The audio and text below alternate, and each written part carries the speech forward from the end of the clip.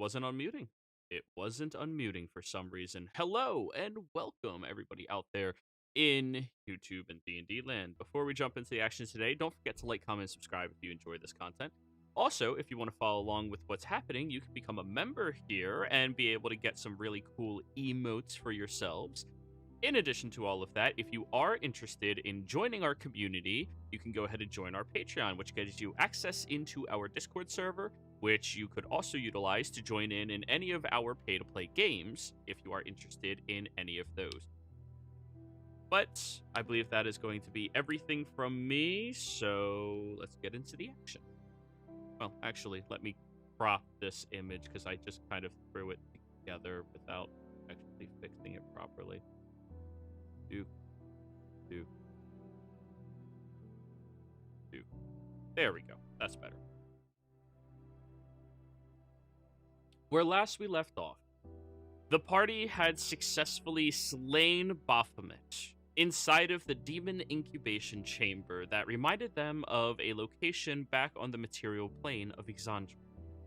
After killing him and taking what little loot there was from his newly forming body down here in the abyss, you all gathered back together, and Mersha had to call in her favor with her divine entity that was able to shift you back to the place where you all just came from, move you back to Exandria. Once you arrived inside of that orphanage and scoured your ways out, oh, I have to fix everybody's placement again. Yeah. Once you scoured your ways out, everybody, you managed to have most of you begin hunting the remaining cultists that were here at this location, though a few of you ended up going up to the top of the roof and just watching as Skeeter expected the world to end. As he was up there, sitting, watching over the horizon, Kai With my being blanket the only... saying, Yes? I've got my blanket saying Skeeter on it, held out. Kai climbing to the rooftop with ease, watching what's happening. You wait. And you count down. The only time of day that you know, Skeeter, because it's the most important one, midnight. And you continue waiting. And to your utmost surprise, there's no sign of any type of apocalyptic event. No catastrophe ruining all of society. No flames erupting from the world itself, consuming everything, or beams of light even. But off in the distance, you do see a large bellowing of smoke. However, as you wait there for a few hours, the world, unfortunately, does not end.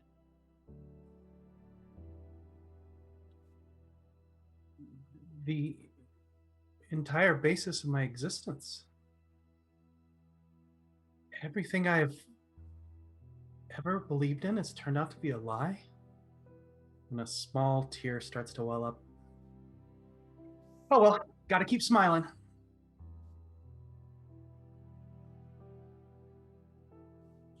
So, Taryn was just about to climb up and then was like, sure. Alright.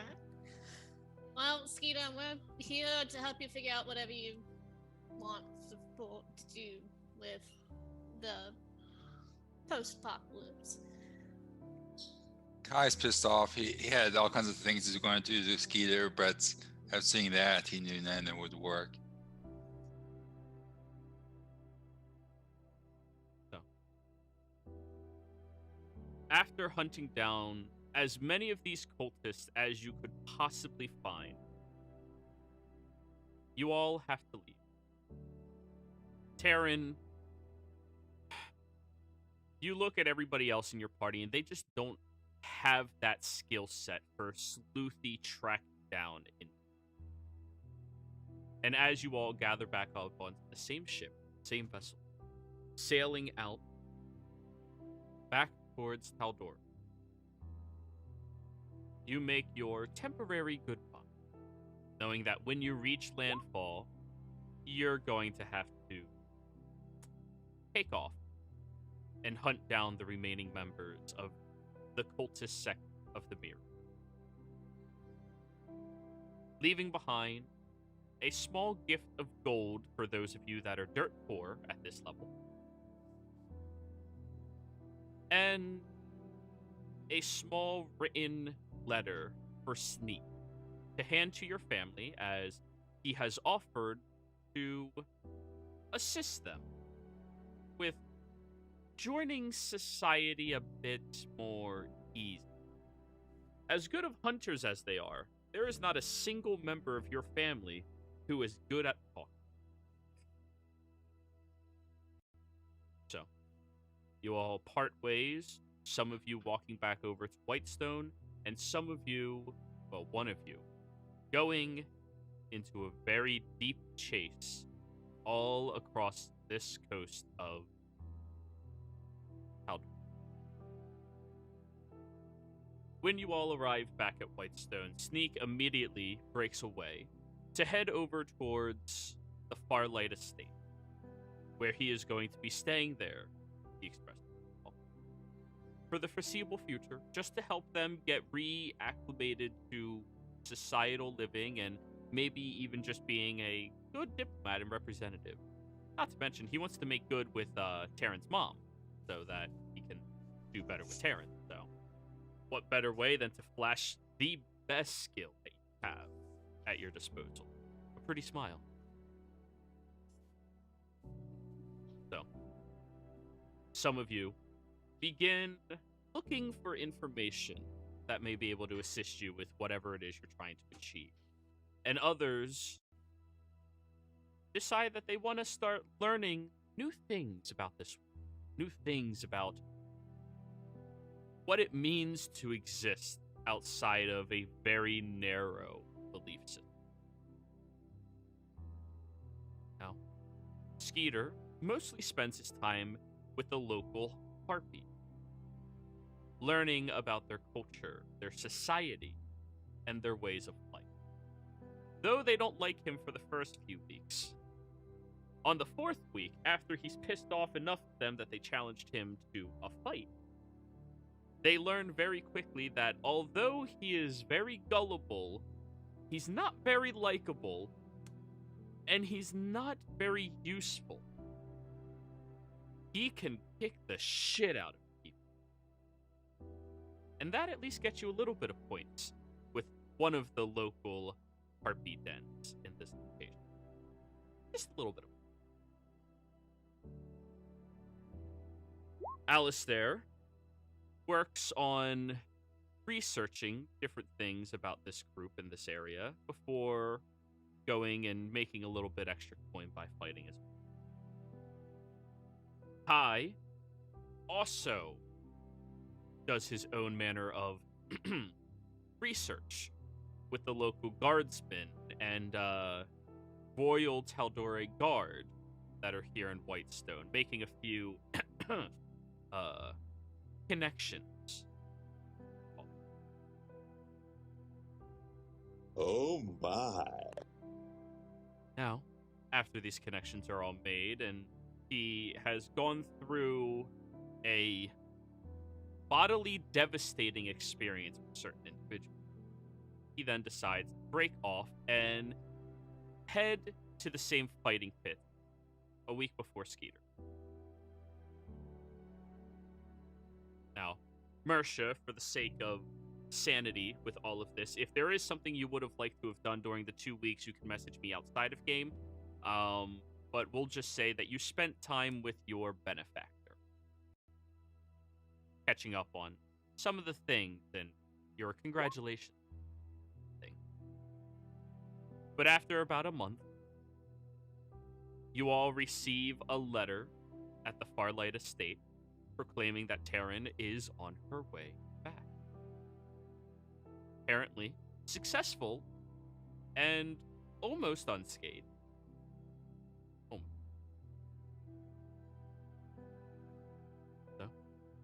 we will begin that evening with all of you inside of the Farlight estate, staying as guests, eating some hearty food as Taryn makes her triumphant return.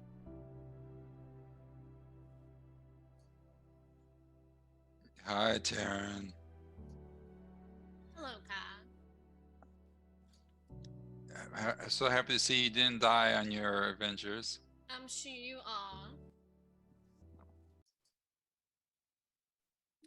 are. That's a bit of an awful wound you got there. Yeah. Could have been worse. I've had worse. Let's Yeah. not get into a injury competition. I'll just have to have that ring resized. Your finger, though, that where did you leave? What happened? Were you going to ask where did she leave it? Well, yeah, it's not. Well, is it? I'm sorry, wrong question. Do you still have it? Is it like in your pocket or something? No, I don't still have it. I did get caught in a trap and to get out. Oh, It kind of, it got caught and I had to leave it. ouch! A bit of a poetic wound. Traps suck. Sorry, it's a poetic wound and then traps suck. Well, perhaps, but at least I can say that there is no more cult inside of Myriad. They're gone. For good. Out of Tal'Dorei. Well, until the next one shows up. Ugh, don't even suggest things like that. The thought of having to go through all that shit again makes me shiver. Aren't you usually ice cold? And like put my hand on your shoulder. Aren't you leaving anyway, Sneak? Kai kind of says, not in a good, happy mood. I'm hardly leaving. I'm staying here in Whitestone. And Someone of course, has to teach these wonderful new family members of mine how to be a little bit more diplomatic rather than aiming an arrow at the first thing that comes onto their land. Karen's mom raises her eyebrow at you. You did try and shoot me. Try. Apologies. did you shoot Threatened me? to shoot me. Only about 3 times. He needs to learn the bird call. It's simple. You don't want to get shot, make the bird call. Oh, what's the what the bird call sound like? What It's a call is family that? secret. Don't worry, Skeet. I'll be with you the next time you come by. Oh, okay. And by the way, Skeeter, his hair's all like natted, and he's got all these harpy feathers like tucked into his hair. Oh, great.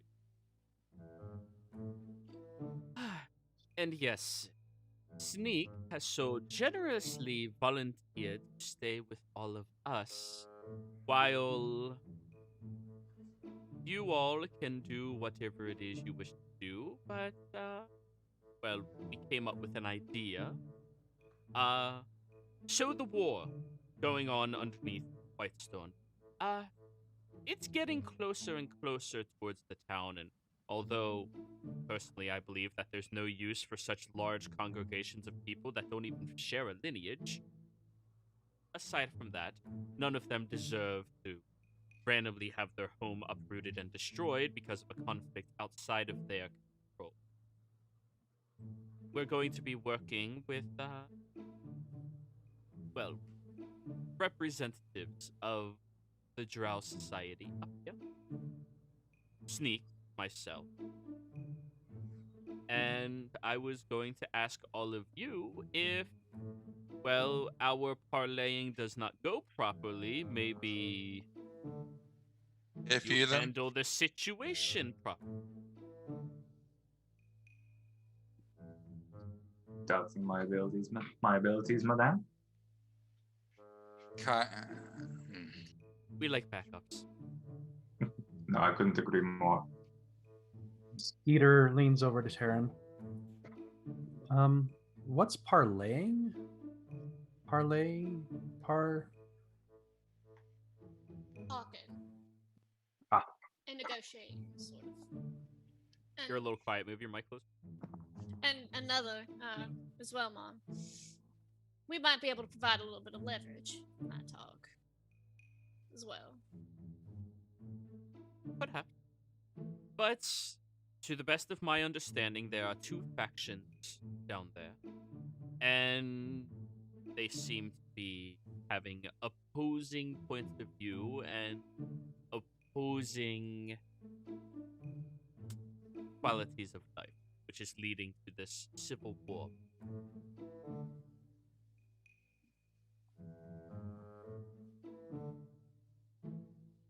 And you want to kick them into shape. Well, if conversing doesn't work properly, I mean, I'd rather have somebody capable with a third-party set of mind to figure out who's right, who's wrong, and then stop whoever's wrong. I mean, we're not tyrants or anything, although Lady Vexalia did say that she was more than happy to just send people down and clean up whatever mess it was. Apparently, that's not a good idea. She looks over at Sneak for confirmation. Not as a first part of action. We keep it in the deck of cards, but maybe closer to the bottom. We've already been able to get in contact with one of their groups, and they seem more than happy to converse with all of you, with the assumption that all of you will be diplomatic and kind in the engagement. I raise an eyebrow and looks over everyone except for Sneak. And you saying us?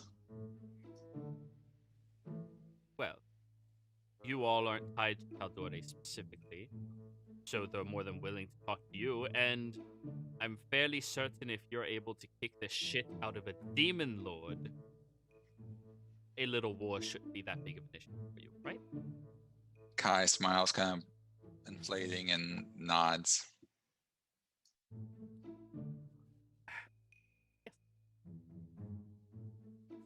The two, yes. Side question. I'm running a bit of a debt here. Do we get paid? Yes, I keep forgetting. People up here like money. Sure, we'll pay you. How much? I don't.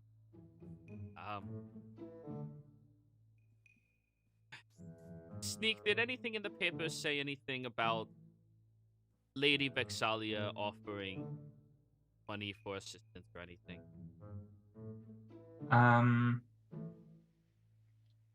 I cannot recall. I would imagine a standard fee of a few hundred gold would be standard for diplomatic envoys, plus danger pay, rights for any treasures and assets acquired on duty, the usual. Right, yeah, we'll look into it. But, of course, if conflict does erupt, I mean, finder keeper? Nice. I just got a bunch of shiny baubles and stuff recently, so I could use a bunch more in my bag. Baubles are fun. Mhm. If you only care about making money from whatever, I'm sure there's some amount of money to be made. I didn't care about that. I didn't learn about it. I still don't understand how your society runs off of money. Seems stupid. It's arbitrary. it's an extra step in moderate. Exactly. Stupid. But anyway. The two factions.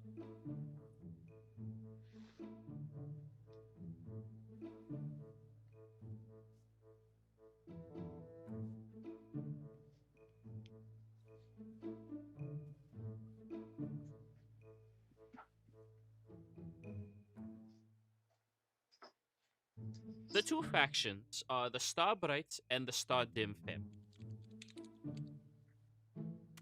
Um, the STARDIM is one of the most powerful in the Drow society within the Underdark in Tal'Dorei. They pretty much have had their hands in every dealing inside of, well, the side of Tal'Dorei completely for the past 400 or so years. All within the matriarchal society, where things should be. And of course, incredibly devout followers of their Spider Queen religion thing. Apparently, they worship some spider who is everywhere, who knows everything, and Lol. no. Spider. Sorry. You tried to correct me in my own lore. But yes. But that is the Stardim family. Apparently, she had a daughter out of interactions with a consort. And she was told by the Archpriestess that she and who the Archpriest are supposedly speak to the Spider Queen, and they said that she had to murder her child for being a half-breed, a disrespectful, and she was willing to do it. Her older child, however, did not like it, and she decided to steal the baby and run away. And over the past, I think, decade or so, they have been building up a small resistance faction go against the old society, and that's where the war has been going from. So they renamed themselves, choosing a different name, STARBRIGHT, to symbolize them looking towards the future and making it a brighter one. And that's the conflict. I already have a feeling of whose side I'm gonna be on this. Yeah, I mean, it's pretty clear cut, but, still have to be diplomats.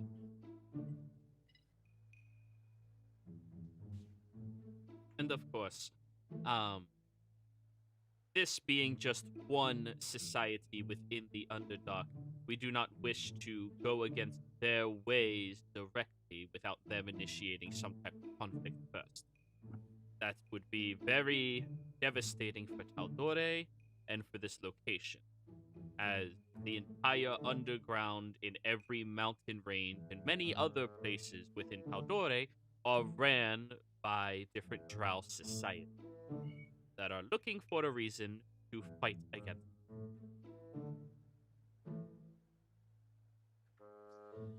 One question: if we're being diplomatic, do we have to wear those stupid shoes that slide around? She looks over at you, Sneak. What the fuck is he talking about? Those fancy shoes that Nobody told me anything about shoes. or the tight clothes, like at the party where you and Taryn pretended to be a couple. I don't think that you need an official uniform, Kai. Okay. Don't worry. You will not be forced to wear those restricting items again. So many Thank you. rules. Whatever happened to just do unto others, then give back tenfold what is done to you.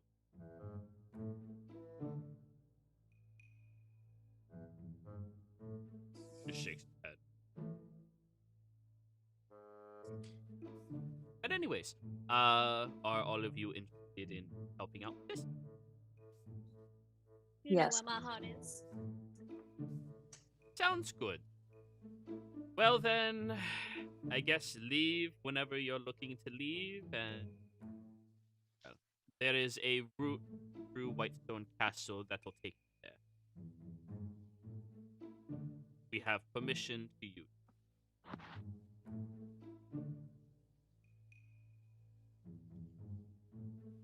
Well, that's nice. Turns out Lady Vixalia is not that bad. But anyways. Oh, that reminds me. Weirdo, come on in.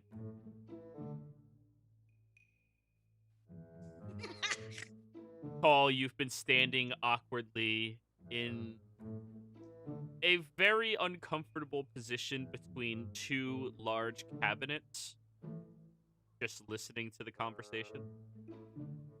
I had begun to assume that that was an ornament. It looks like a statue. You know, I would really prefer if you didn't call me that. I do have a name. Brother the Void. This is my friend. This is Call of the Void. Oh, Skeeter friend. Good to Yes. see. Oh, it's great to see you. You look fabulous. Why am I not surprised you know each other? Guy rolls his eyes. Okay, so when is the world gonna end for you? That is a good point. Are you not supposed to be dead and ascended by now? Yeah. Not sure really what happened. I don't know. Well, welcome to the real world, my friend. It will be good to show you its wonders. Oh, fantastic. I look forward to it. I was hanging out with some harpies recently. They're great. They're so much fun. Too cold for me. Oh, and this is Alistair. Yes, we do have And met, though only briefly. Mersha, she can't beat her meat. She would bring the best meat to the ashram. Best meat in town. Kai looks up at Dad for a second, a little confused, then smiles and nods his head. And that's number 2.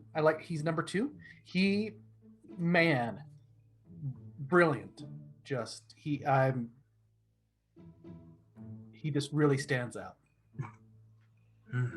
Kai waves 2 fingers and then returns to his food. And that's Taryn. I don't know if you met Taryn. No, I don't think we have, but I can see the family resemblance. Pleasure Yeah. to meet you. I assume you're going to be helping us out on. It would seem so.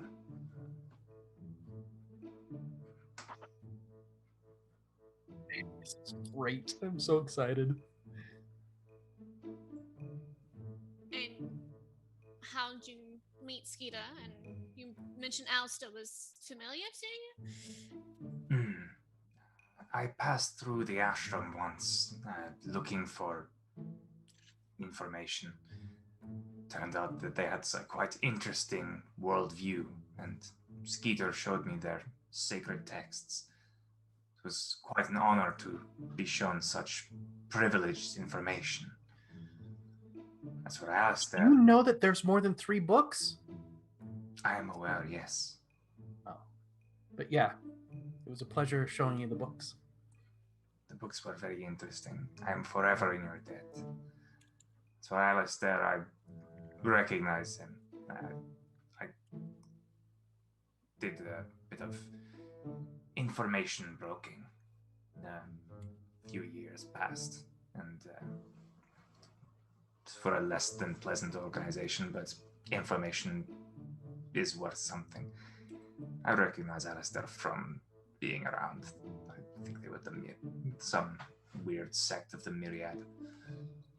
Well, that sect is no more, at least in Tal'Dorei. On the one Roll hand, me a history check. Let's see what you've heard about. You said Paul, and I heard Carl, and I was like, oh, okay. 17. So, you being somebody who strives off of information that just passes around everywhere, you've already heard whispers among the myriad of an individual who went around and incinerated their cultist sect. Though she's nowhere near as on fire as you would assume. She does have red hair, so... Right, but she doesn't look like the Flaming Fae. Now that you mention it, I believe you have somewhat of a reputation, Terran. The Myriad are, well, terrified of you. I like keeping it that way. You certainly made a name for yourself. I believe they're calling you the Flaming Fae these days. Not There's a mad as far minor as- snort. Not mad as nicknames go, I guess. Mhm. Well, yes, I think. Well, it is a shame that their unique set of knowledge is no longer part of this world. I can't help but agree that it is definitely a better place without them. How anyone could get sucked into a cult, I'll never know. I believe there's a slow turn to Skeeter at this point. Just, everyone's just... It's like, yes, Skeeter, you're very right. So, this individual showed up out of nowhere inside of the Whitestone Castle as we were discussing sending people down in the Underdark, saying that they would like to accompany all of you. And apparently they have some amount of dealings in the Underdark already. And, well, is at least somebody who passively does not get shot on sight. She looks over at Sneak. So, at minimum, somebody with a little bit of familiarity with their customs and Collab's great company. I mean, just the best. Call, if you would like, there is a small standing like corner table, like end table right there next to you that you could easily have perched on top of. Yeah, just sort of as the conversation is going, Cole would be like climbing up on top of it and just like Gently place the vase down and climb and sit. So let me get this straight, Skeeter. Now you have two friends on the team now. Well, I have more than that, I hope. I mean, obviously, you number 2, and Kalev, and Mersh. Oh, no, that's 3. So obviously those 3. And then I would like to think that Taryn and Alistair and Sneak are I mean, we've all gotten really close. I tolerate you. Kai starts to say something and shows a rare display of diplomaticness and just goes back to eating. We are friends, Skeeter. Oh, that's It's good to just hear. Call, by the way. Call of the Void's full name, just Call. Not Call. Paul. And I've learned. One time I made the mistake. They said just and then a name, and I thought it was just the name. But yeah, Do people call you Mr. Void? Some people might. And keep in mind, oh yeah, wait, we didn't get that far yet. Please describe what Call looks like. yeah. So Cole is a tabaxi. Possibly unlike any tabaxi any of you have ever seen, in that he has no fur whatsoever, enormous ears that look like they would be better suited on some kind of bat. And as opposed to the artwork in front, his eye sockets are not filled with nothing or with big glistening cat eyes, but more like orbs containing the known universe, just deep, inky black wells of no light other than the glistening sparkle of galaxies. And the more you stare into it, the more you feel as though you shouldn't, and something is staring back. I mean, it's his eyes. Of course he's staring back. Yeah, but you get the impression that what's staring back at you is not a hairless tabaxi from those eyes, but an entity larger than you can comprehend. You know, I'm just gonna stop you there. You're never gonna get past that. No, I know. But also, naked toe beans. Are they even beans at that point? They're just toes. Still beans.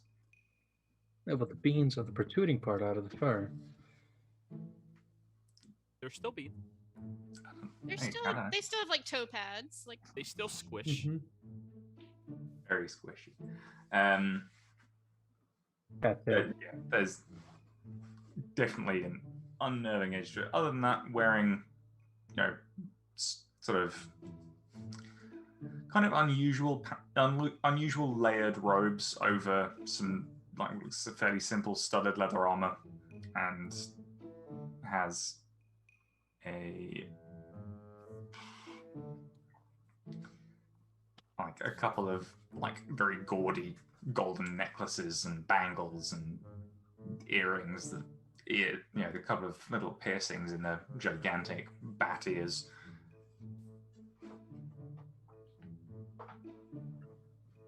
And also currently perching on an end table.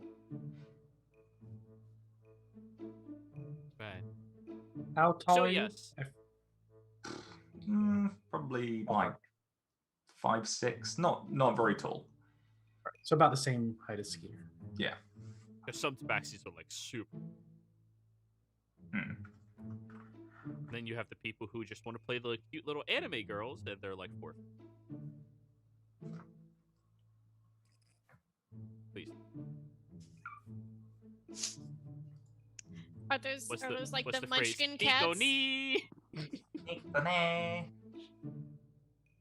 God. I hate people. You don't need to recite those to say that. You hate people normally. That's the reason. Anyway. So, you'll be taking Paul with get it out of my house. And, well, if it doesn't come back, I don't care. So,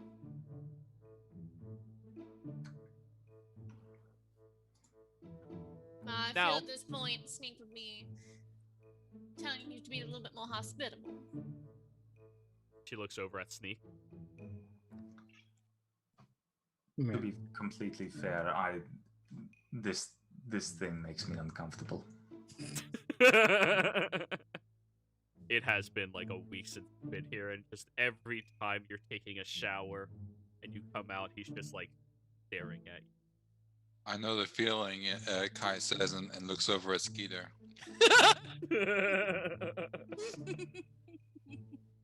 Oh, he had to go away, so just said that. He has his headphones in, it's fine. Just imagine But, he's yeah. making something in the kitchen, and immediately he just stubs his toe when he's laughing. I did laugh. We're good. Oh. So, we have a handful of things that all of you need to know about Drow society. So, I don't know. If you're stupid, take out a pencil and a quill and a book. Karen looks over at Kai. Kai winces, thinking homework. Well, you learn about culture before you go do diploma. So, I this might was the wanna wear GM's way of shoes saying you instead. might want to take notes.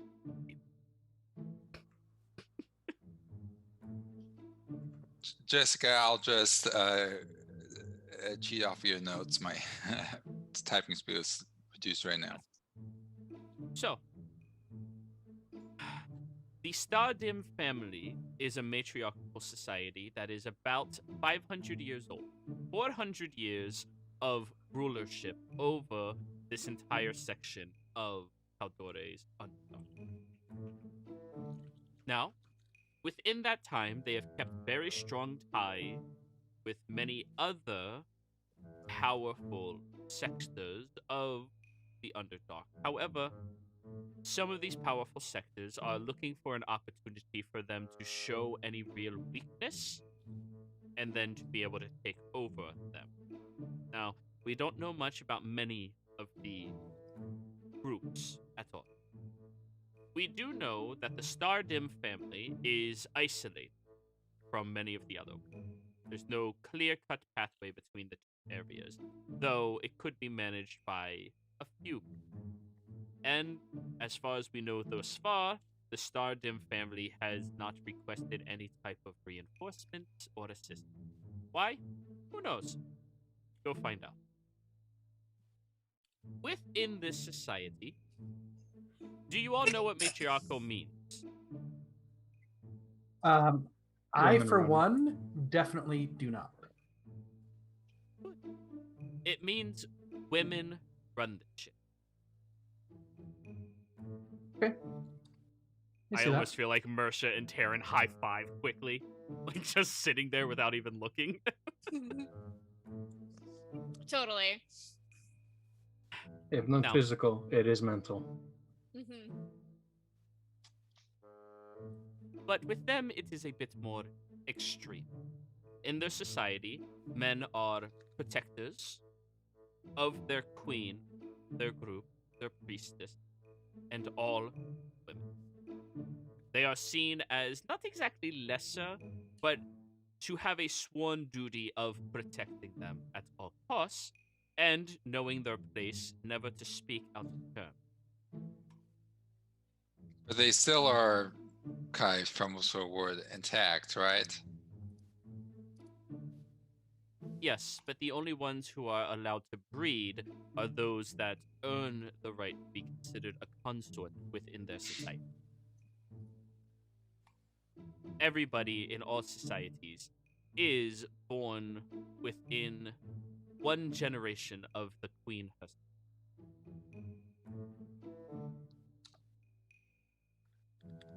Wait, so does that mean that all the society, at least Drow-based, are children of the queen? Or grandchildren. You don't get any further away.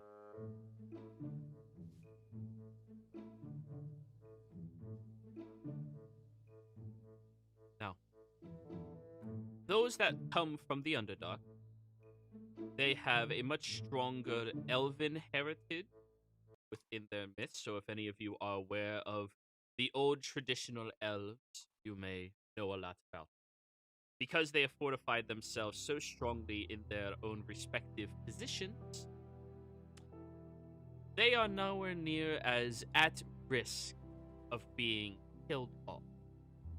But they also do not prioritize needing to expand their lineage. Because, like mortal, or unlike humans, tabaxis, whatever the hell you are, she gestures at Skeeter. They I just live nods at this. they live for almost 1,000 if not killed. And as such, they do not need to keep their society growing at any particular rate. So, when you go down there, be aware that the normal customs of our civilization and mortals do not apply. Though the Dimbright family, or daughters, queen, whatever you call it, do not share the same sentiment. The STARBRIGHT family does not share the same sentiment. The STARDIM family still has the old-fashioned. And you will see certain people who were taken from their homes and forced into working for them against their will. You will see ruthlessness to the degree of outright slaughter. How pigs in a farm would be.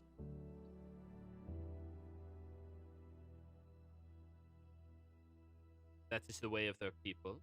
It is not the right way, and we certainly do not like it.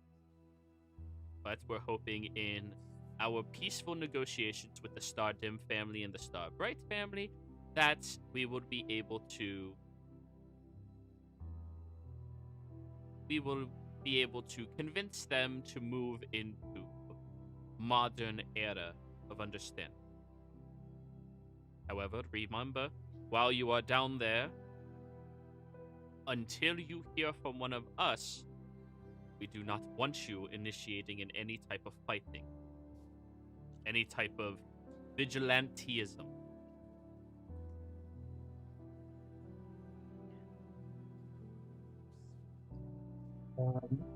As Alistair is looking up from his notes, the STARDIM are the original family, yes? Yes. And the STARBRIGHT are the daughters. Now, our goal is reconciliation, necessarily, or at least an end to the chaos. Your goal is to see if a strong presence of individual will be enough for them to feel pressured into conversing with us on equal footing. So long as you can react to their society normally, you should be okay. Now, if you, for some reason, end up not being able to stomach some of the things you see, we'll have no choice but to intervene further into what is transpired. Which would mean 400 years of word-of-mouth history being annihilated by us.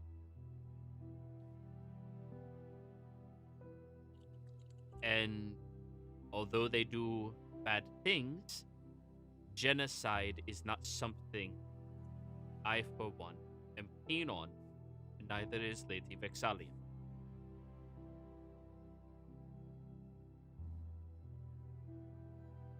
This is one of the reasons I have not gone down there and parlayed. She looks over at Taryn. Freedom is the most important thing we preach.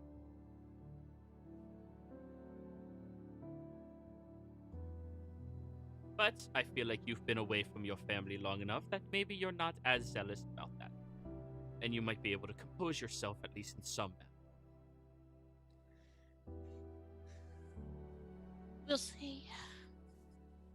Well, I hope so. So, this is what we are asking you. And of course, the moment you get word from any of us, if things don't go in a proper manner, do what you all seem to do best. Kai smells of that.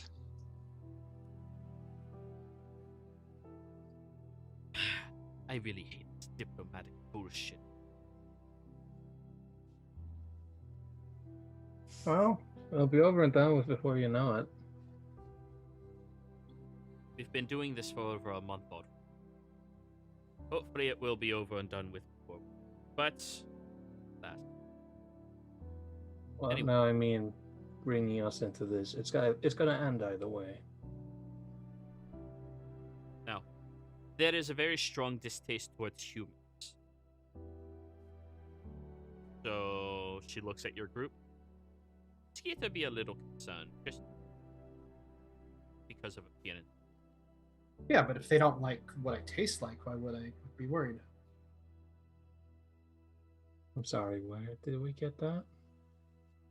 She said, She said that that humans were distasteful to her. Oh, they don't like humans very much. Sorry, Skeeter. I guess you gotta stay behind. No, I'm safe. They don't like me.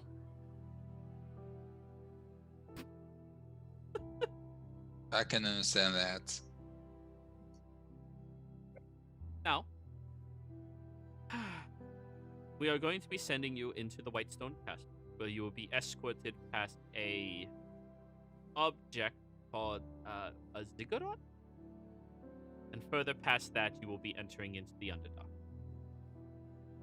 Once down there, you will be given a map towards the current far side base of the STARBRIGHT family. Once you get to the base, Paul will be recognized, so at least keep him alive until then. And you'll be able to declare that one of you is a FARLIGHT and have a conversation. Keep in mind, none of you have ties to Tal'Dorei, and that's what they like about you. So, you are not official members of Tal'Dorei's force. And once you get down there, you should be able to meet with the STARBRIGHT children and hear them. Learn whatever you can. Experience whatever you can. And if need be, help. We'll let you know when we have a fair trade to allow all of you to go deeper into the Stardim family's tale. Now, all of you are exceptional combatants. That's very clear.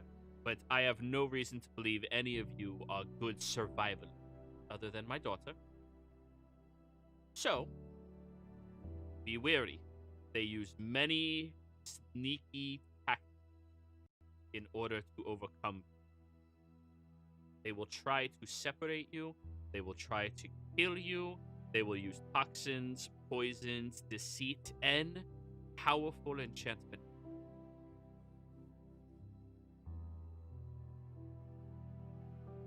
If you're on their bad side. So, how do you all like the trout? She goes back to eating. Very good, thank you. Gourd, Kai says with a full mouth of it. it's appetizing. I generally prefer my fish raw, but this is delicious. Thank you. I'm assuming that Carl just like stole off somebody else's plate. Yeah. That's cool. Just like Alistair was so busy writing stuff down. Carl just like was hovering over his shoulder, just plucking at it. You definitely didn't steal from Kai's plates.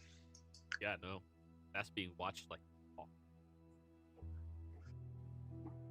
Well, anyways, I have an early morning. I'm going to go expire for the evening. Goodbye. Welcome Good home, night, Mama. Taryn. He gives you a kiss on the head and then heads up. This is a lovely family environment. It wasn't always. Well, that's digging a wound. There's a reason why. There's a reason why there's not many of them. Farlights? Yeah.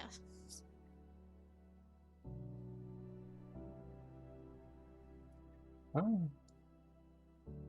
At least you have a family. Do you not know where yours are? Well, considering I would say I grew up in a cult, but I spent most of my adolescence there. What did you? Never mind. What? Oh, nothing. No, never mind. Go on.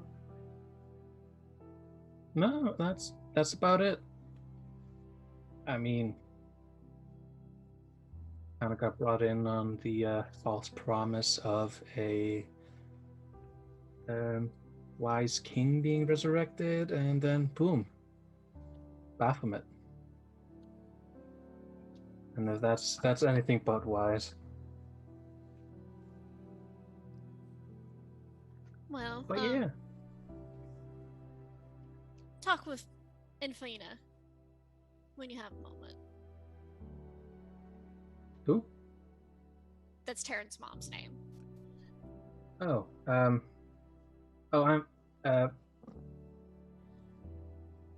I'd say I'm fine. I don't know. It doesn't dig a wound. It's not there, so to speak. So I don't really have anything to be sorry about. No, I meant if you're looking for a family. Well, that's a nice offer. She's, put it plainly, our clan didn't necessarily mix very much with others. Not that for any reason other than we were a little more isolated, but she's warming up to others. The fact that Sneak was only shot 3 times is enough proof of that.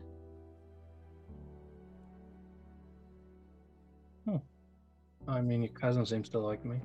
That's something. Right, and I have a feeling that she's going to be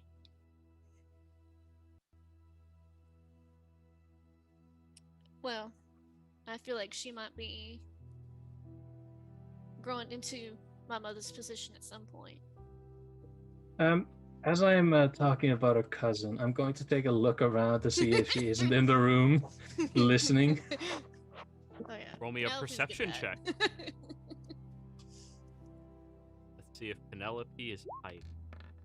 Sneak. Sneaky, sneaky. Oh, that should have been So- an advantage. 30, 20. 20.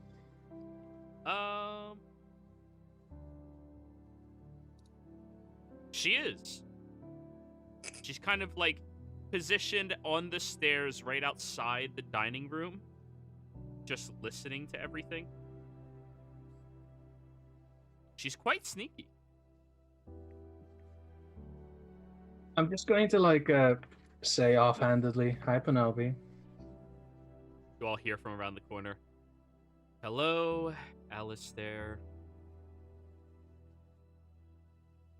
Have you had dinner yet? Yep. Oh. Would have been nice to have a extra hand at the table. I wasn't invited to that conversation. Oh. That didn't stop you. Oh yeah, just because I wasn't invited doesn't mean I didn't want to listen. I just wasn't allowed to talk. Oh. I have to spend all of my free time, she says, walking around the corner, talking to your boyfriend, because apparently I need to know how to be more... What was that word you used? Nice. Oh, Amicable? What'd you say? Amicable? Yeah, that one. Less abrasive, maybe? Diplomatic. eyes. Less like you have a gigantic stick up your ass.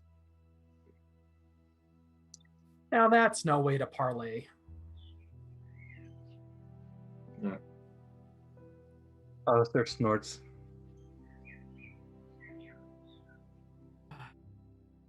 Well, yep.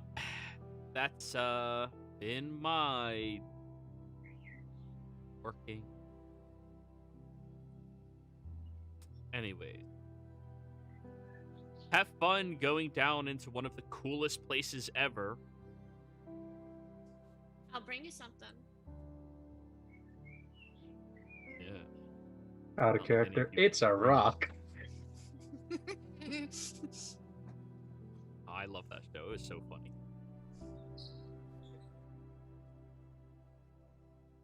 Well. Anyways, I did my research, and here is a list of all of the creatures you're going to have to be aware of that we at least are aware of as well. And she tosses over a notebook across the table that hits a few of your plates and splatters a few of your drinks over the place.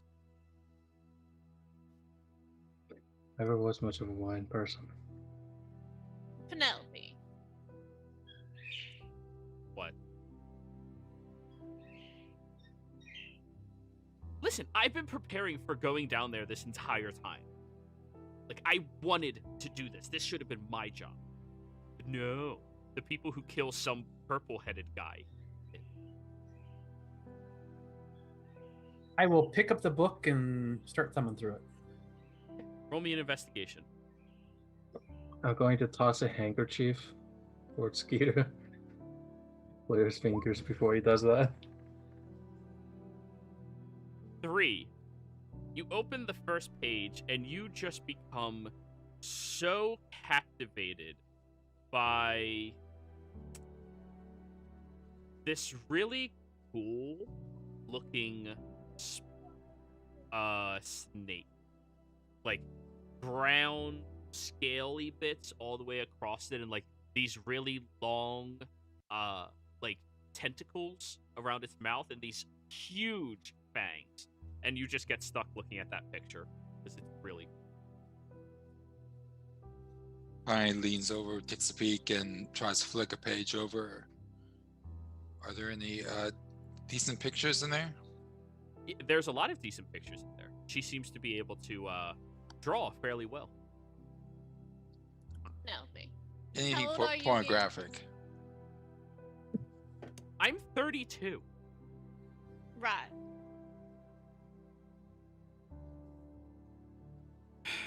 Whatever. Well, anyways, enjoy it. And she heads up there.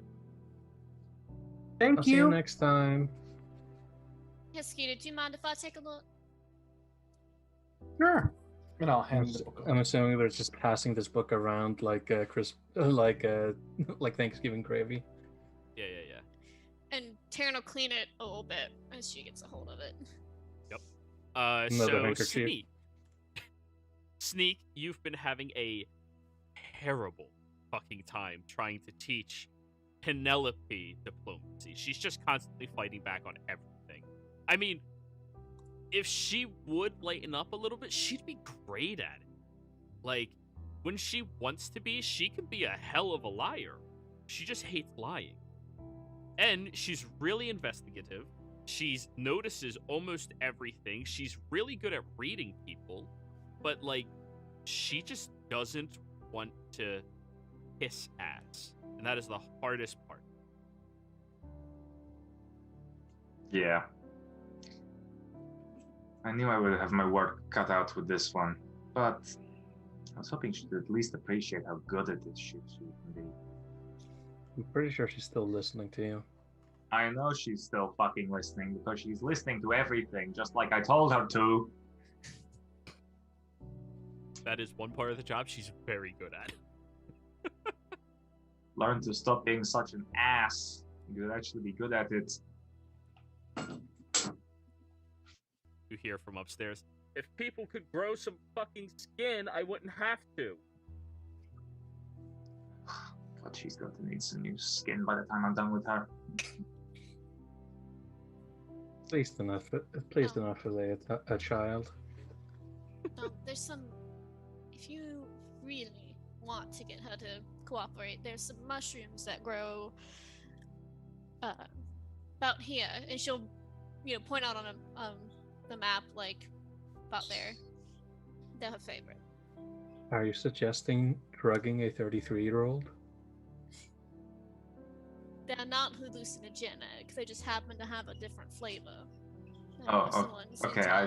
I was assuming this thing that you were suggesting hallucinogenics would be a good way of getting her to cooperate. I don't disagree with you, but I just wanted to make sure that's where you are going. But no, okay, her favorite. No, darling, she is my baby cousin. I am not insinuating. Don't act like that's too low for you. Don't. Now, if I was the one trying to persuade him to learn what she needed to learn, I might resort to that, but no one else gets to. Noted. All right. No, that's a good point. Thank you very much. I have to get out in this fucking weather again and get some mushrooms with total shit. Just to bring this a bit further in,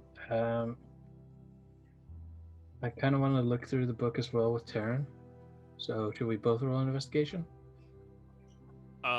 Sure.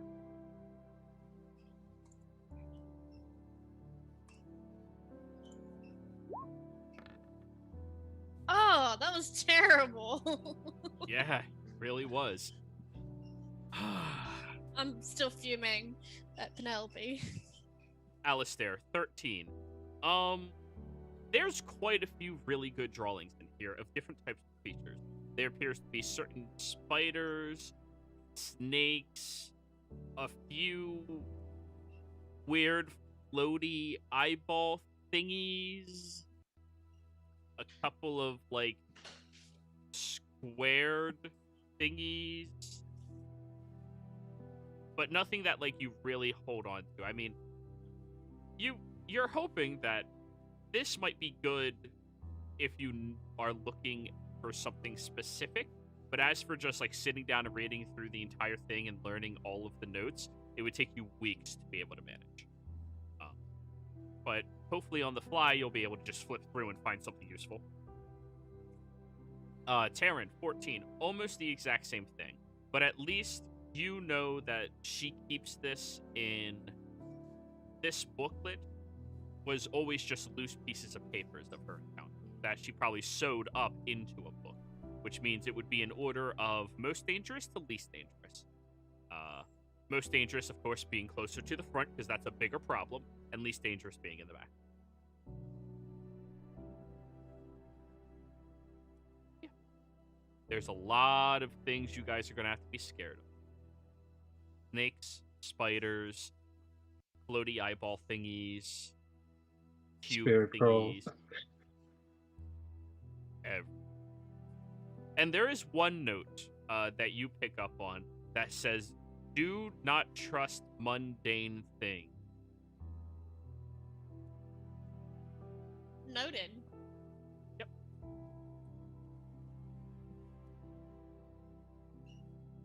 So is there anything you all would like to do? It's been a month since you all had dinner together, so...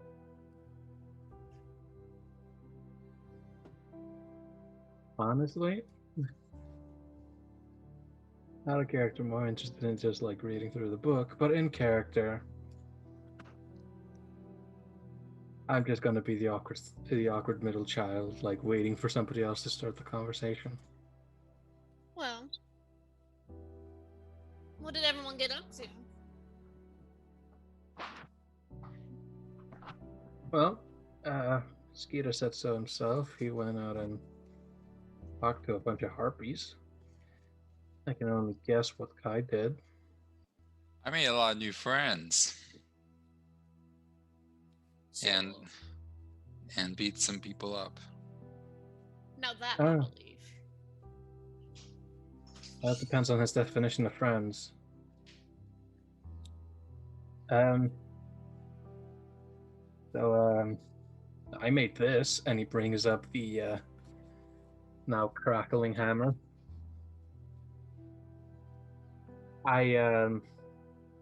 So I kind of owe a favor to like the Allhammer and like Grand sort of stance. Oh, and he fixed this as well. And I hold up Limbo. Would you like to tell everybody what Limbo is? I'm pretty sure it's... Well, okay, so... It's made out of titanium, which I just heard about now, which is immediately interesting. And I've also kind of discovered that the shape is very unique, and I don't think anyone's seen it, or at least documented it. I did have to sneak into some library in this town, which I don't think I should have.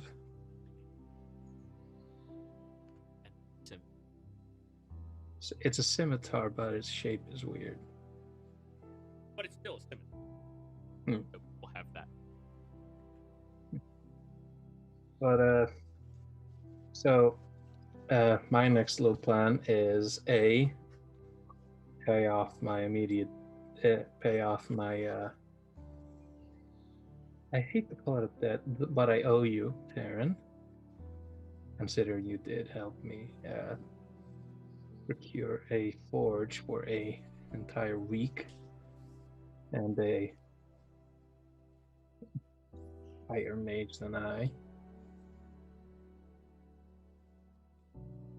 But besides, you saved my life in the abyss. We're more than square. I'm pretty sure that was a group effort, but I thank you. I think I might have crushed you had I not been moved on the side. Still better than having my heart ripped out. That is fair. I don't like the idea. I didn't like feeling it. Yeah, that was a pain for both of us, I think. Besides that, I have wonderful new plans for this thing, and I hold up Limbo again. Also, depending on some of my choices in the future, I could be able to throw both of these things.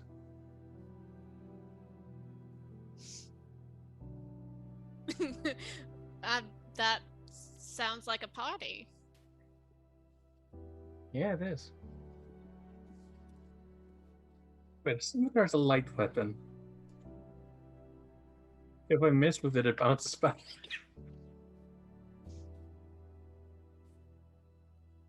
Great. I'm just getting more and more stupid shit to do with Throne Arms Master. It's a great feat. Nobody ever wants to take it. Besides that, I'm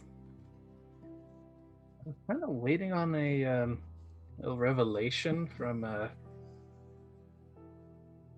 Allhammer at the moment. He hasn't like responded back. I'm gonna ask him for like if there was something in the Underdark that needs doing in his mind, and I could like pay back a cosmic debt sort of thing. Besides that, I have a get out of the Underdark spell now. However, it does need a group hug. So it's all right. And I'll get up and I walk over to Alistair. Not right now, and I hold up a finger. We're not in the Underdark. Okay. To get out of the Underdark spell, we're not in the Underdark. Heard group hug, and that's a fair point. And he says, note to self, never mention that again. It's the same reason I don't want to hug Kai. Did you say that out loud, or? Never mention that again? No, You want to hug Kai? No, I did not mention it's the same reason I don't want to hug Kai. That's out of character. Paul. I feel like I'm opening Pandora's box here. So, what do you do? Everyone's got a niche thing. I throw a hammer, and now this thing. She has a gun. Mersha has meat. Very, very good meat. Punches people in the balls. Skeeter exists. I do. And therefore I am. Paul, I think you were directly asked the question. I'm pretty sure he's gone catatonic at this point. Yeah. Christian. Catatonic. Somebody asked you a question. Shit. I'm sorry, I completely zoned out. Yeah. No shit, you look like you were staring into the void. I think it's because Alistair asked you a question, but then he kept talking. Sorry, I'm still laughing at my own joke, so... Yeah. My bad. To re-emphasize, I said, Carl, what is your niche? My apologies. I was lost in thought about something I'd read.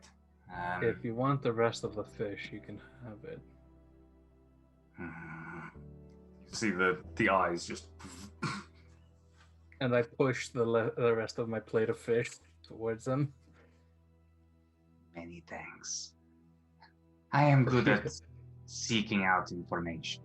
I have a talent for finding knowledge that should not be found, and I can be quite persuasive when I want to be. I also have one for knowing what you are thinking. Paul's a great finder. You need something, ask Call. You can read people's thoughts. Can I read her thoughts?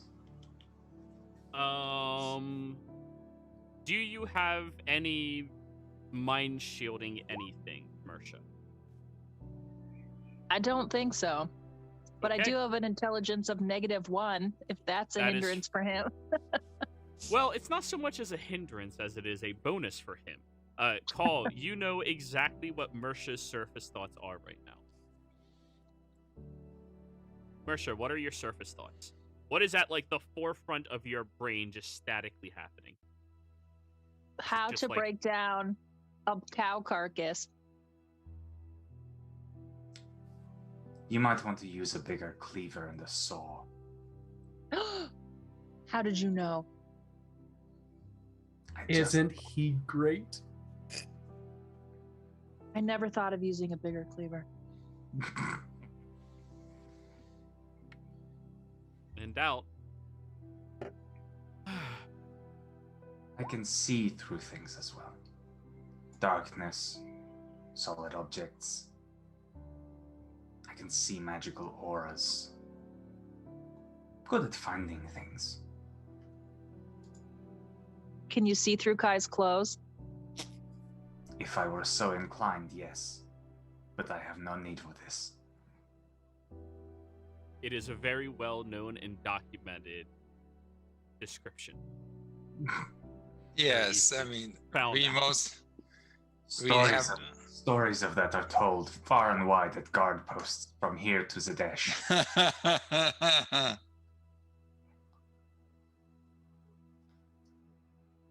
Also, if the need arises for some kind of physical disagreement, I can usually turn someone's mind into paste within a single thought. You know, you were just creepy up until now. Does it ooze out the nose? Do I have a nose? No, I mean, whoever you... He means the paste runs out of the nose. Is that... Sometimes, yes. Cool. Read that. I like somebody in the party. Oh Ugh. no! Well, Other than Eldritch Blast, everything I do is psychic damage. Everything. Just like Kai. Yeah. Other than a physical punch, everything else is is emotional damage. Or I am not a scratching post. Just scurritishly making biscuits in your fur as you sat down. Well, You run the gambit between doing something relatively cute to creeping the fuck out of me. It's 50-50 on it. 60-40.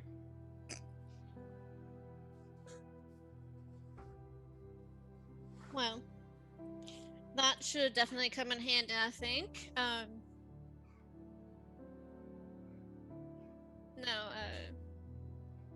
Thinking about what we might need for supplies.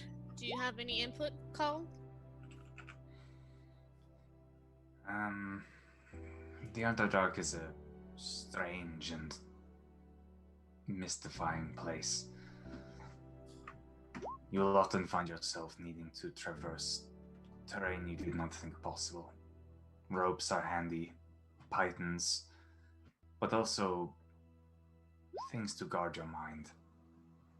You might want something to distract yourself from the abject horror of an endless, darkened wasteland.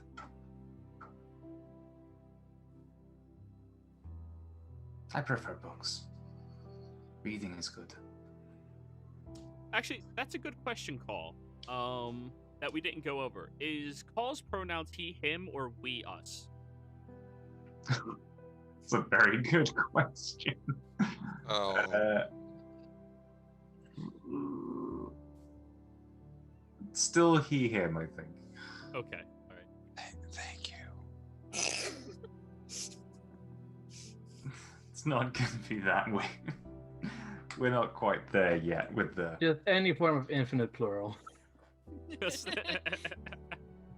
Yes. Just So what do you go by? Yes.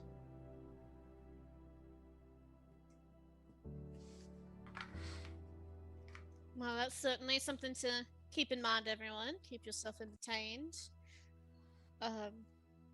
Mother did mention poison, so we can pick up some antidotes, I think, before we head out. There's a few things that we could get in town in the morning. Slightly worst case scenario, we run out of those. I did prepare my assortment of restorations with these two as a backup in case something it like thinks for a moment. Something, I think one of them said if something petrifies you, curses you, that sort of thing. That would be helpful, certainly. Oh, and if we're really being stingy with resting, it could reduce your exhaustion. But this is a diamond we're spending. I can help with resting, actually. I have an artifact that allows us to condense an hour's worth of rest into 10 minutes. I call it a cat nap. That's amazing. Isn't he great? What did I tell you, huh? He's great. What's the Taryn just loses it. I was just kind of like, was that pun intentional? You have no idea. You have to tell me, man. Shaking cough. Was it intentional? No.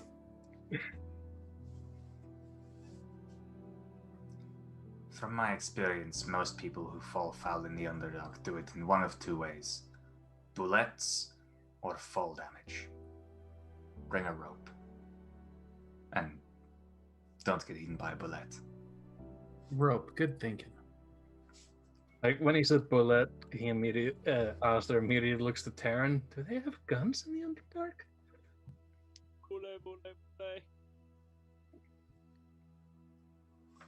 There's a difference between a bullet and a bullet.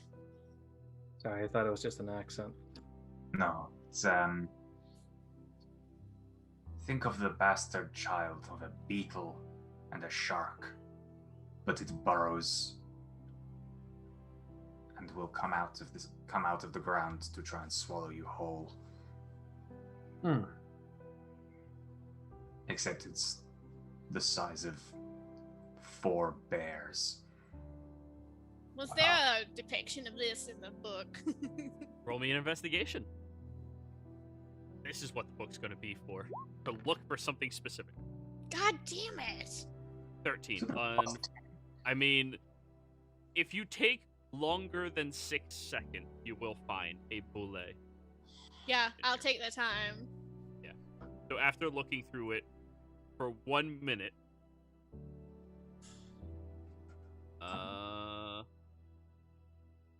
this is what when roll 20 decides to look. A bullet flies out of the book. Surprise, it was a magic item. Something that looks like they have fairly hard hide associated with them. They are deadly leapers that can pounce on top of you and usually like destroy a lot of objects when they land. They're good at noticing things even if they can't see it, since they are natural burrowers, and they are deceptively fast with a very gnarly bite.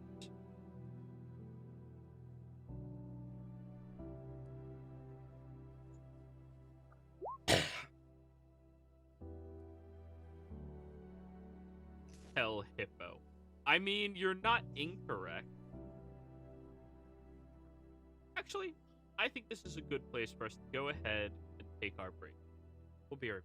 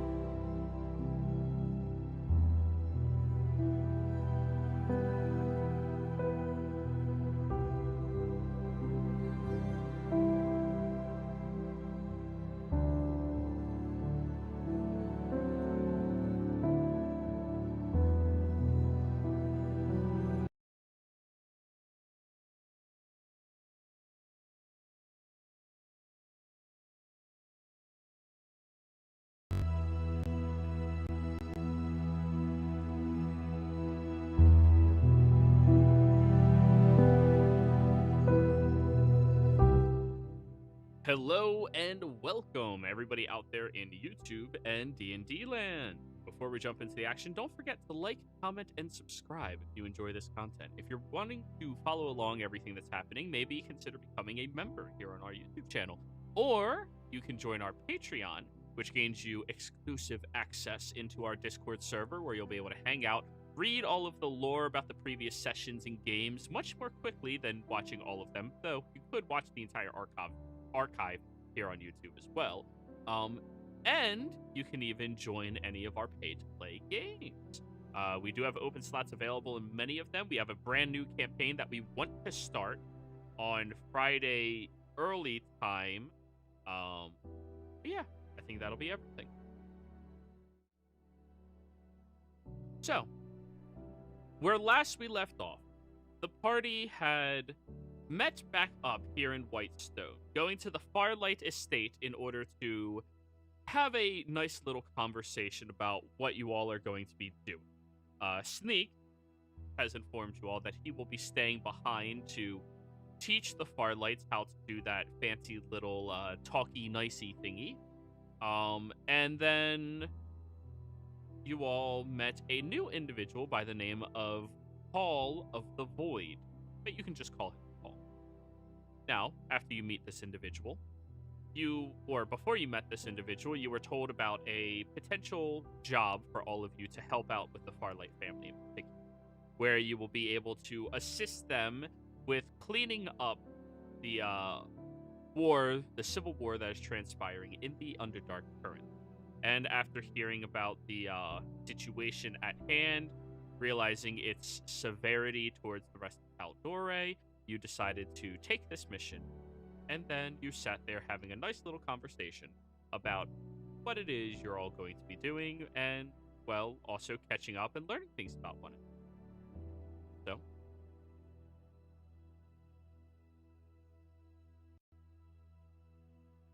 So, was there anything you all wish to do with dinner, or fast forward to the next day?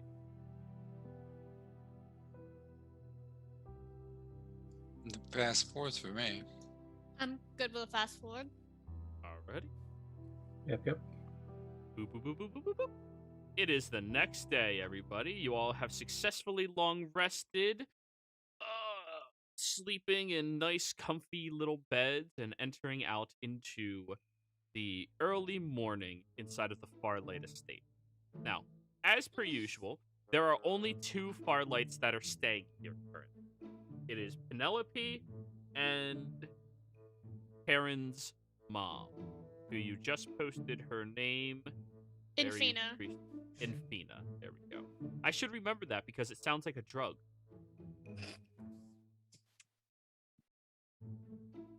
You should ask your doctor if Infina is right for you.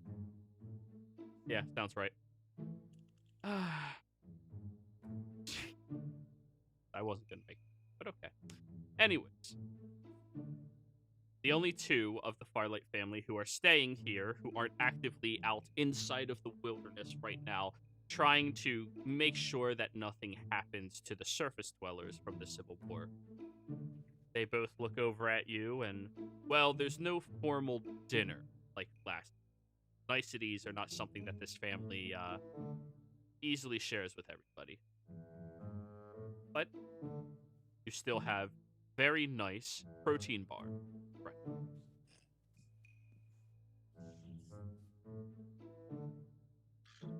It's like nuts, berries, honey, like. Oh, and meat. There's meat in it. Mm-hmm. It's an assortment of everything good, but not really that good together. But it is edible, and nom nom.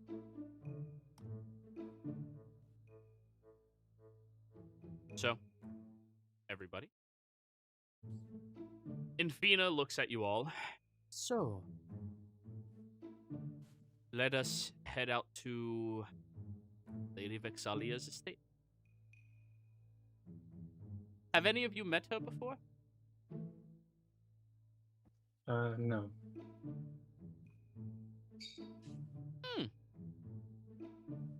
Oh, this should be funny. Anyways, let us go. And she just gestures to the table. Take one of your protein bars with you on the way. Is Sneak Theater, coming of along? course, you require to. Yes, he will. Yeah. Need the I protein. mean, you got to keep those. Yeah, you need to keep those thighs thundering. You know. Yeah. Billy, why do you get to play 2 characters this session? Because I hate that, and it's so annoying to play 2 characters at once. I know. I mean, yeah.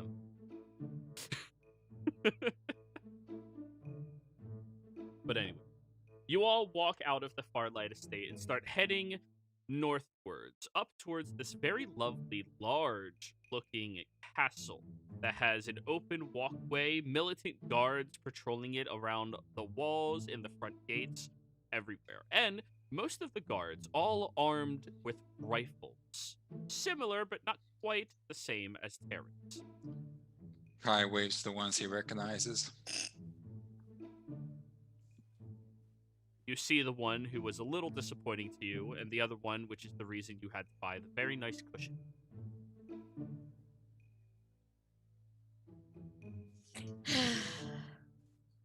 We're never going to let any of this go away. Don't worry, his next level up, he gets a +2 charisma. Yay! So anyway, you all walk over to the front gates where Infina waves off one of the guards who's like, do you all have an appointment? Excuse me. Yeah. Sneak has been dealing with this the entire time. She just doesn't like wasting time. For somebody who has an abundance of time compared to everybody else, she really hates it.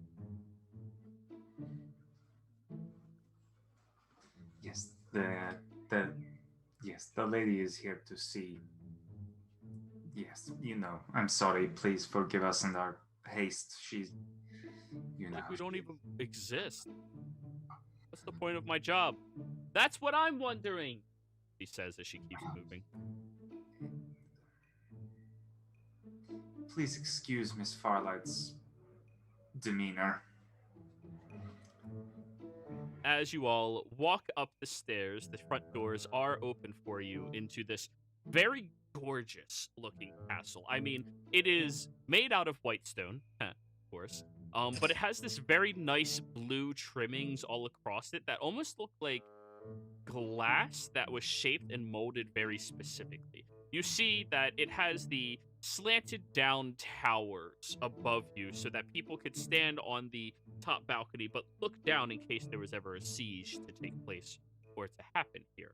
And as the front doors open for you, you see one of the most lovely and lush looking foyers you have ever come across.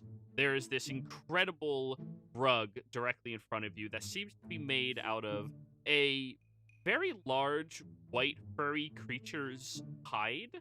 There is an incredible chandelier that has been redesigned since the original crafting of it that is an assortment of antlers that all look like they came from the exact same creature, just moved into different positions, and has small little globular lights positioned over every 2 horns, illuminating this entire place.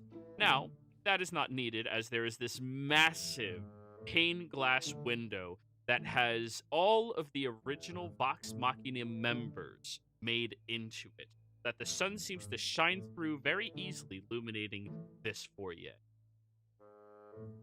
Now, for most of you, you have no idea who any of those people are, but for Alistair and for Terran and now Sneaks, he's becoming more well-adjusted to this area. Oh, I guess Call might know as well. Yeah, he would totally know who they are. Cares about information at all. You know who Vox Machina is. Have you guys ever seen anything like that magical thing hanging on the wall? And he points to the stained glass window. That's not magic. I Skeeter, it's agree to disagree. I've never seen anything like that. It's just... Actually, it is magical. You hear from one of the side rooms as you see a fairly young-looking quarter elf, not even half elf, quarter elf, walk out into here looking at you all. Hello, Charleston. Don't Dorolo. say you. Charleston DeRolo. Pleasure to meet you all. I hold out my hand. We'll take your hand and shake it. I'm gonna say in Elvish. My friend here is actually rather inexperienced with the world. He might be referring to the fact that it's a stained glass window at all. He turns over to you, Skeeter. Well, although the fact that it is translucent and colored is not magical, the magic is actually laced inside of the layers of glass out there as well. You see, we have these assortments of different colors of glass that we layer on top of one another, creating... have you ever heard of Roy G. Biv?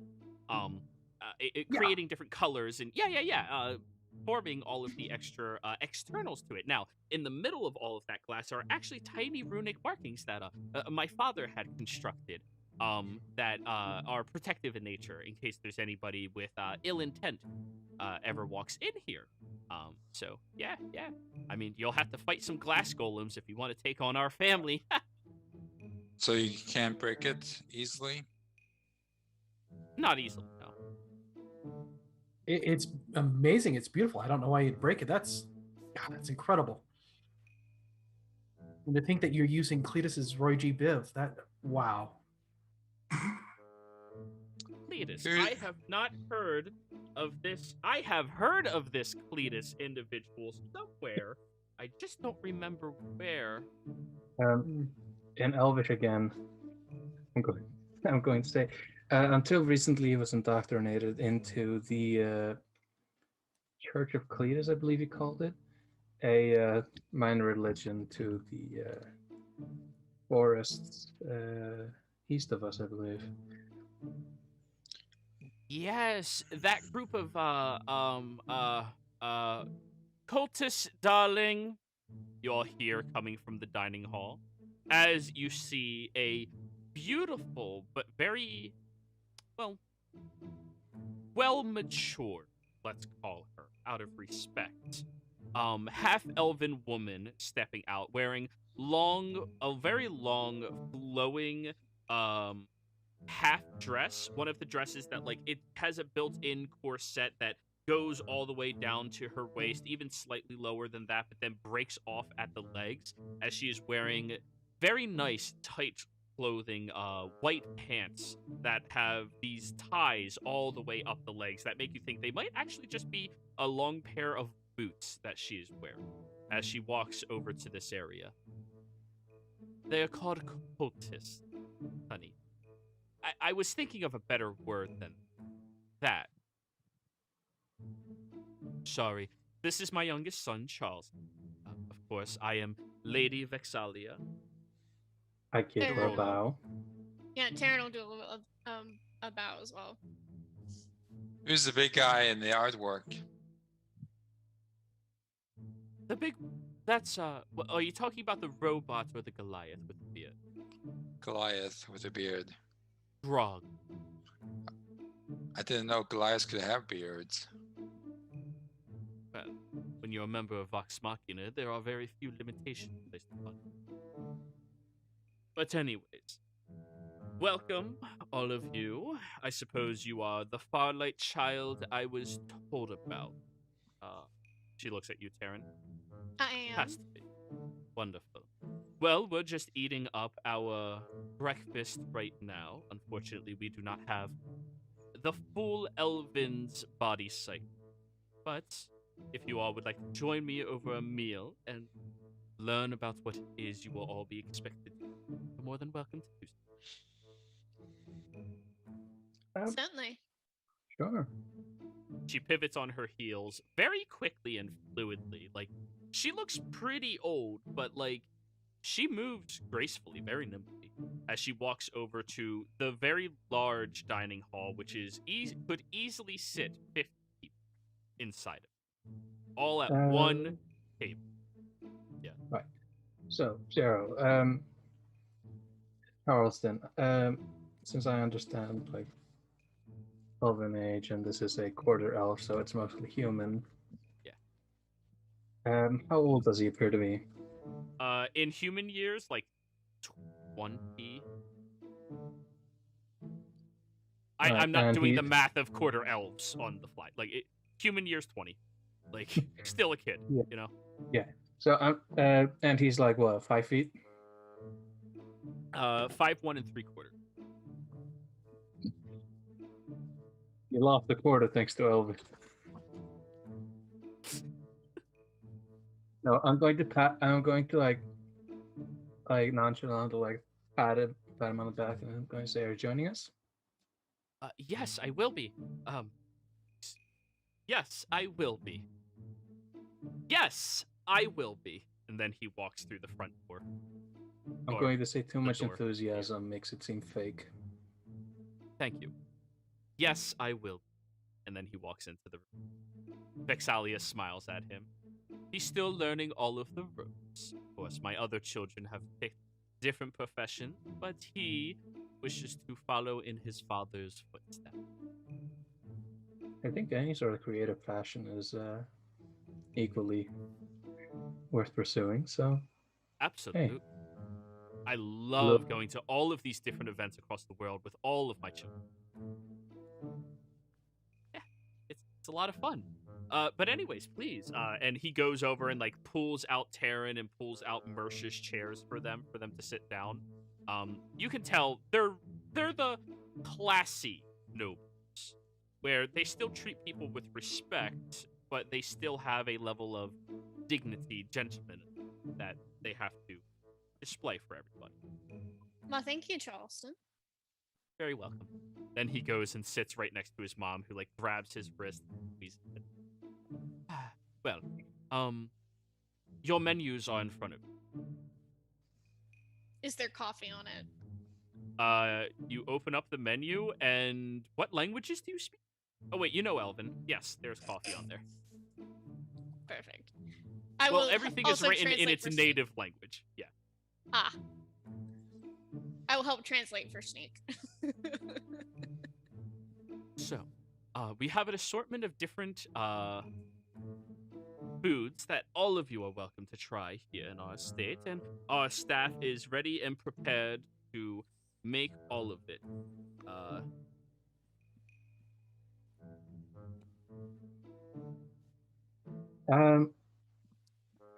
At this dinner table, is it just Vexalia and Charleston, or is the entire family there? It's only those two. But there are guards present as well. Now, if you would like, we have many different types of fish at our disposal. Goat, beef, pork. If any of you have a preference of eating our famous meat salad, go Phoebe Po. You are welcome to try it. Though I will warn you, only the hardiest of individuals can truly appreciate it. It was actually a constructed meal by Grog. I'm going to nudge Kai, and I'm going to say that's going to be your favorite. I nods and smiles. I was thinking the exact same thing. You guys, it's happening. We've been together so long, our mental cycles are syncing. Can I roll insight to see if Charleston bats on Kai's team? It's not. That's not. I mean, give me a vibe check. We'll go with vibe check. Okay, vibe. I don't think it's the vibe option on here. For Gaydar. Yeah, yes. It's a vibe. So roll me insight, perception, and wisdom, and we'll take the average between the three. Insight, perception, and wisdom. Strength, intelligence.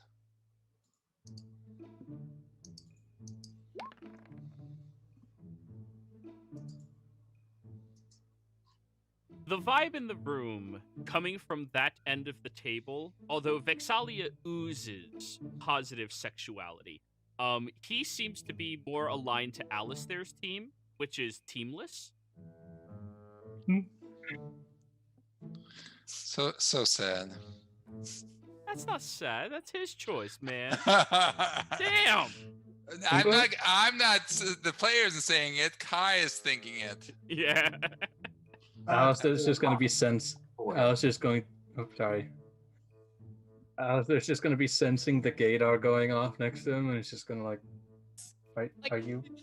Scoot the chair a little further away. Yeah.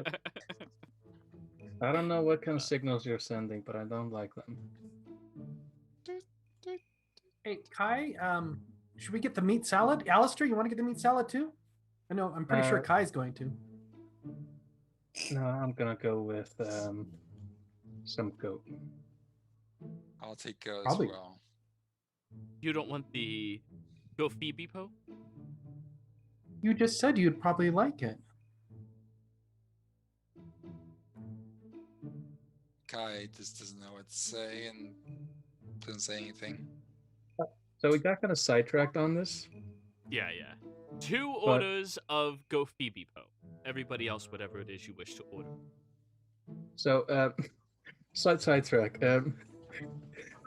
When Skeeter left. But when Skeeter interjected, I had the immediate feeling that the conversation was just like Kai and Alistair getting along a little bit, and then like slowly coming into frame is Skeeter with his big smile.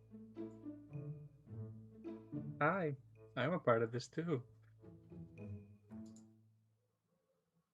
So We're anyway, bonding. the chef brings you all out a customized breakfast or meal based around whatever it is that you wish to order here. The 2 of you that are fed Go Phoebe Po, it is goat, fish, beef, and pork, all marinated together in their own blood, juices, as well as a few other seasonings, and put into a large roast bowl with the tiniest bit of extra liquid at the bottom.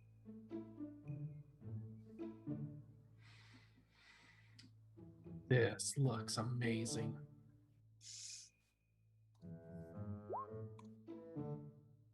That's a lot of cross-contamination, right? But yeah. So, I was told that all of you volunteered to take on this job. Thank you very much for that. And, of course, someone inquired as to payment. Who was this? It was Hi. Alistair. Hi. Kai looks up with his mouth like full of goats, and raises a finger. Well, if doing things for the good of Whitestone, and even Tal'Dorei, and even for human decency or mortal decency isn't enough of a payment for you, we are prepared to compensate you fairly if you all do come back alive. You were an adventurer at one point. You must realize that resources are used while adventuring that require money to replenish. Her eyes narrow at you when you say that. You are correct. Though, maybe I've just forgotten about doing things just simply for the greater good. You remember all of my escapades? I'm sure you've heard of them all. And Skeeter, don't ask unless you want spoilers as a person. I know you're watching campaign 1. So, yeah. I'm trying not to give too much information, but yeah. Appreciate it. So then I punched. No. Alistair's is going to he's just staring for a moment. It's like, I haven't been paid since I was a blacksmith out in what's the name of that goddamn town? Singorn. Singorn, or was it somewhere? Nope, Singorn. And doing stuff out of human decency, mortal decency has been what we've been doing for the past month. Yeah, but shouldn't that be what?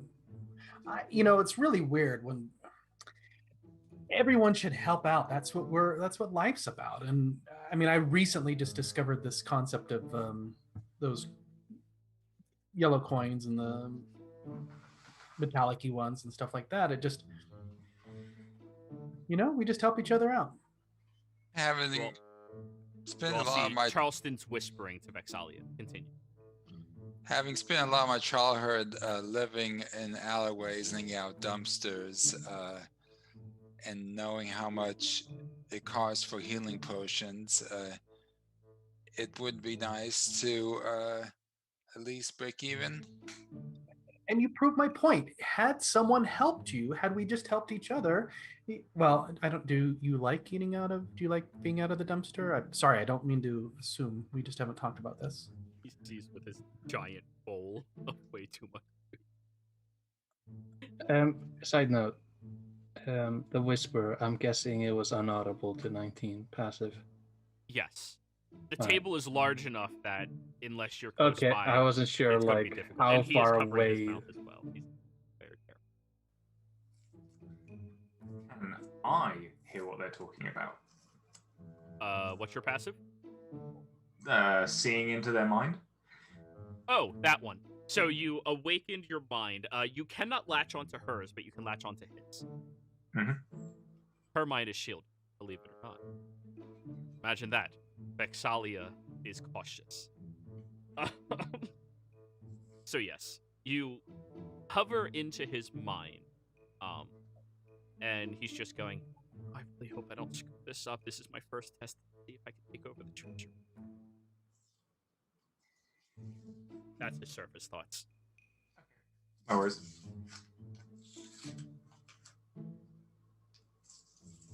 So, yes, as far as payment goes, we are prepared to compensate you fairly. It's only fair.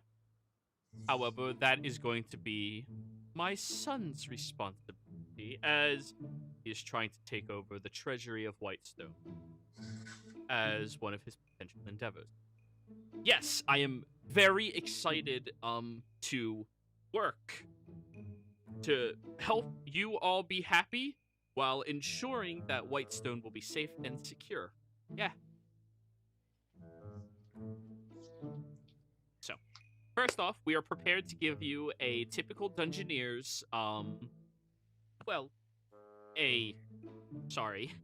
Vox Machina organization official Dungeoneer's pack.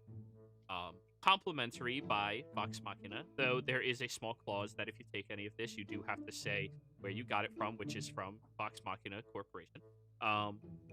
And that will entail each of you to be able to have one anti-venom or anti-poison at your disposal, an assortment of rope climbing gear, small sticks of dynamite that you can use to collapse tunnels on a fly, as well as your reasonable rations that have all been microprocessed into non-perishable goods that will last you a very, very long time. I think approximately enough for a month down there. Now, that's just complimentary for what you all are doing.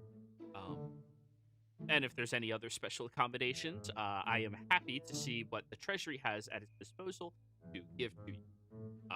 Now, aside from that, we were thinking for sending you down there with the expectations that whatever you find, you get to keep for yourself if there is a situation that allows you to do that. There will be no expectation for you to trade it back to us, give it back to us. Unless it is of a certain quality of make or creation, Exalia odds, that needs to be under the watchful eye of, us. So we get to keep the shitty stuff. Well, not the things that are, not just those things. Are any of you aware of things called vestiges of Divergent? Arms of the Betrayers? Singularity. Oh, like the ones that you wear. I've seen them under the suit coat, but they don't have the arms. Not a vest. They are incredibly powerful artifacts, Skeeter. Oh. No, I don't. Actually, Skeeter, Cletus had an amulet that he always referred to as his singularity. I do. Well, it wasn't an arm or anything like that, but I know of an amulet. But yeah. Right. Well, if you come across any equipment such as that, we would like to at least take a look at it to see if it is too dangerous to allow the public to have access to. As you all know, Vox Machina has been holders of a very large number of the most powerful weapons in all of Exandria for a long time. And Have with they? that, yes. And with that, we have been I'm not an official Vox Machina member yet, yet, correct. They have been able to protect them and have been attempted to be assassinated. I think the last reported case was 6 months ago, so that puts it up to 63 attempts in total. Just for having these items and these arms. Now, that's not to say we will immediately take them from you, but if we believe that these things can easily fall into the wrong hands, we will be expected to take them from you. Or if they are too powerful for what we believe should be held by people not close. Yeah. Now, with that expectation, you can keep everything else except anything that is of those classifications of item. And even at that, you can still keep them if we don't deem it too powerful. And also you're willing to take the responsibility of having assassins coming after you for those items. Now, we are willing to pay you all a flat rate as a group of 10,000 gold for this job of communications, parlaying, and this is the flat rate of what you will be receiving. Now, if there is a situation that occurs where the expectation of what you all going to be doing is more militant, we are willing to converse about a proper amount of compensation on that. What would you all deem a good number for compensation if you all have to become militant out there? Not good with numbers, but 10,000 seems great just to talk to parlay. That's amazing. It is. By millet, you mean we had to kick ass? That is one way of putting it. Vexalia smiles when you say that. Usually there's a 30 to 40% hazard pay. That's usually standard. Call at his surface thoughts. Okay, always take the low number that they said first. Yes, 30% sounds fine. So an extra 3,000 gold for hazard. Who's sitting next to me? Probably Mersha on one side and Alistair on the other. I'll lean over to Mersha. 3,000 hazard pay for silverware cleanup? I mean, sounds like a good deal to me. Guys is going with Terran. I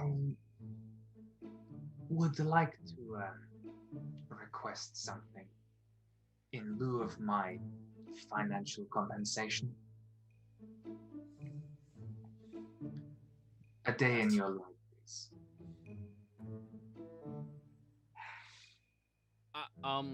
He looks back over at her and she raises her eyebrow and then leans backwards.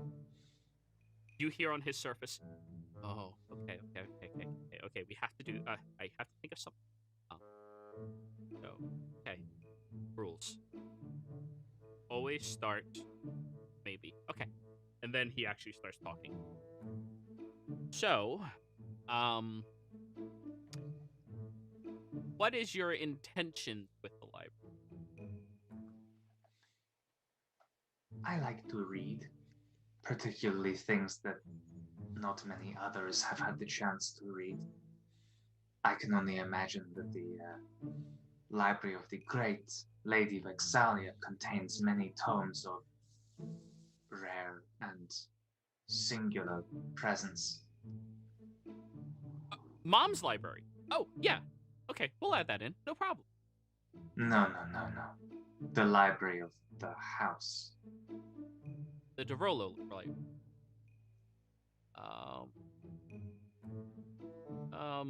He seems to be like floundering quite a lot with this line of questioning, and then Vexalia leans forward. Well, I would be happy to allow you to have supervised time looking at the family's archives and libraries. However, my husband's personal research are not on the table for discussion. It was his dying wish that nobody outside of our family ever read from. And no amount of enticement will make me go against my dead husband's. A shame, but I understand. I can imagine that your own personal library is equally enticing. She smiles, and then you hear Charleston in his head just like laughing. Yeah, right. That sounds fine. So Pretty sure it's just smut. There's other things. She's not unintelligent, but it's nothing compared to his father's library.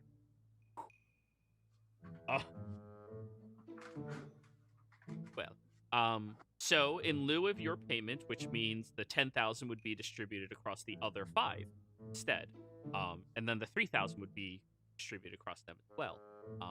We would offer you the opportunity to do all of that as your supervised, of course, and we would limit your visit presence to 36 hours. Is that fair?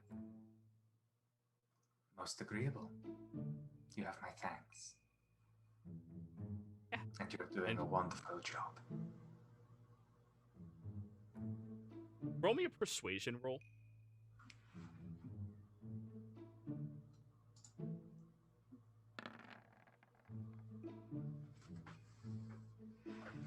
He seems fairly happy after you say that, like a wave of relief goes off.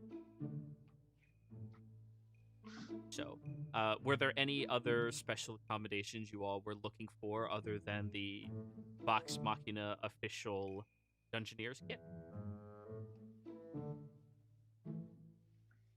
Can you trade the poison vial for a healing potion?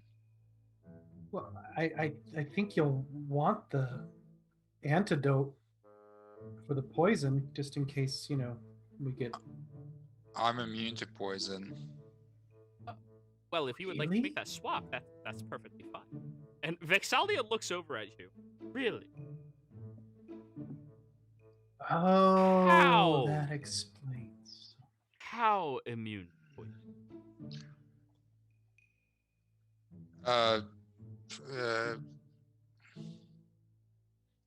Very out of character. It says, I'm just immune to poison and disease. Yep, I know, but she doesn't know what the hell you are. She's never met a high-level monk before. Have you never met a high-level monk before? Well, I mean, that's not... Have you never met a badass monk before? Like...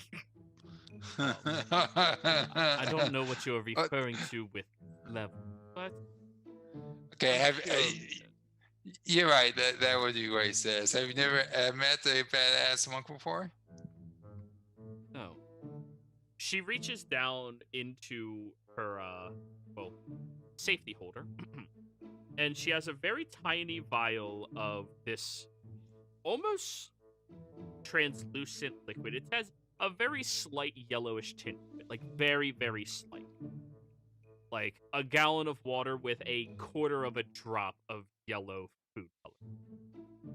And she tosses it over to you, Kai.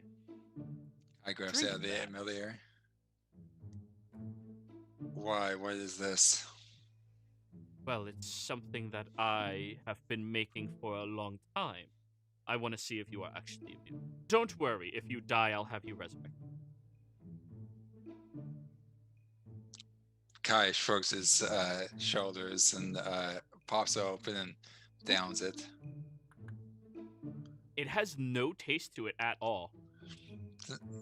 No taste. But you do have to like spit it back up. It's like your body did not like it, but you didn't absorb any of it. You just spit it up.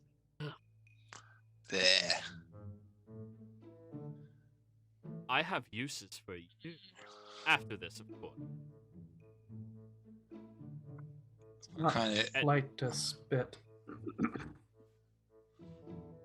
What kind of uses? To be determined. I'll think of something. I know I will. Call, you can read the surface level thoughts of Charleston. Wow. That was able to kill a giant ape.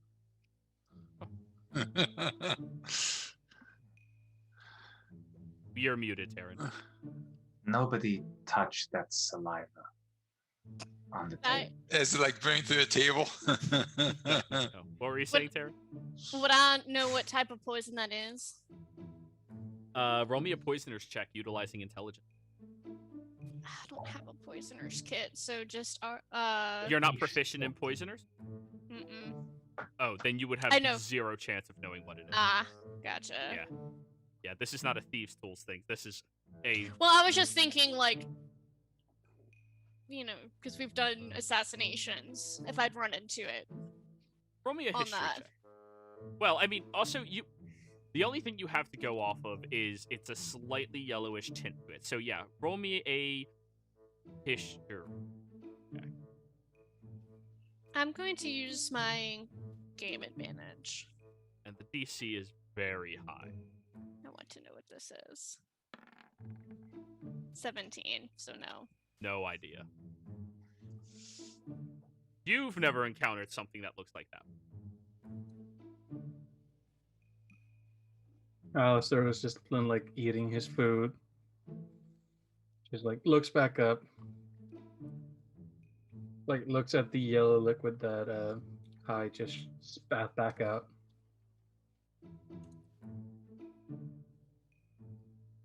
So you were gonna test his immunity poison with the thing that could most certainly kill him.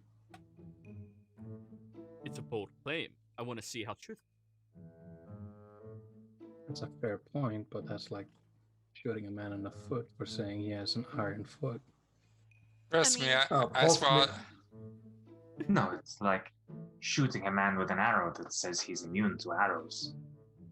Trust me, I've swallowed a lot worse. Oh God. Oh my.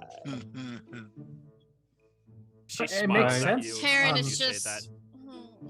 I can ask you to leave that sort of talk outside of when we're eating. Oh, that makes certain people uncomfortable. It's fine. And how else are you gonna test? Maybe. Oh, sorry. I thought you were done. Oh no, she's like smiling with that comment. She's definitely nowhere near as uptight as other nobles. And how else would you? I mean, it's good that number 2 tested it now. Maybe he was wrong. I mean, that's how you test things, is just by doing it, right? You can't just test it by thinking it.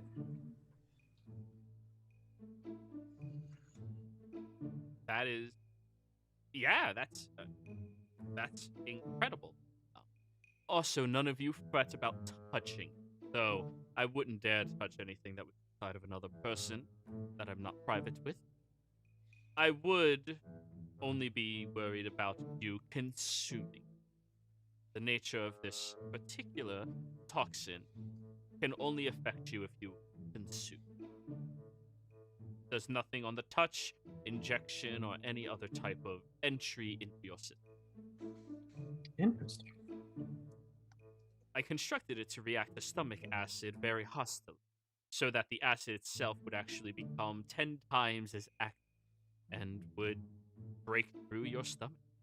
Do you know what it's like to die from a burst of your stomach bleeding all over your other organs and your own stomach acid eroding you from the inside out? I haven't Yep. had the pleasure. Has anyone else? I don't think any of us have died, no. Alistair is going to look. He's just going to look around the table. He's going to look at Charleston and is going to give him the look of, is this normal for her? Charleston seems to be just like shaking his head back and forth. I mean, Call. it is brilliant, of course, because it looks like a regular disease, certainly. This is. How did you learn how to do this? I'm fascinated. It's a monk thing. No, not you. I mean, like how you make it and how you. Nobody's impressed with Superman, who's immune to it. Everyone's impressed with Batman, who made a new kryptonite ring. Like, yeah, that's fair. Yeah, I agree. Superman sucks. So anyway, internet at me. I don't care. She looks over at you. Well, I've been researching it as kind of a pet project over the last, I want to say, 40 years or so. Me and my husband worked on it before he passed away, fortunately. And then I just have been developing it ever since. Fascinating. That's when you first started, like 40 years ago, and you don't have to tell me if you don't want to, but what kind of ingredients were you using? Like if someone were to say, want to start researching it, where's a good place to start? Purple worms. Purple worms. Oh god. That's where you start. But anyway, Charleston. Yes. So there's one request to swap out one anti-poison, for a potion. I believe we still have a couple more in the alchemical room that we should be able to swap out for. No problem. Standard ones, of course. Everybody else is content with their anti-poison. And you're aware of how they work, right? No, please tell us. Right. If you expect to get poisoned, down it, and for the next hour, you're a little better off against it. I.e., you're resistant to poison damage and you have advantage on saving throws against being poisoned. But it's a preemptive thing. It's still only a bonus action to drink, and then it lasts for an hour, but you can also take it 10 minutes before you jump into a fight. And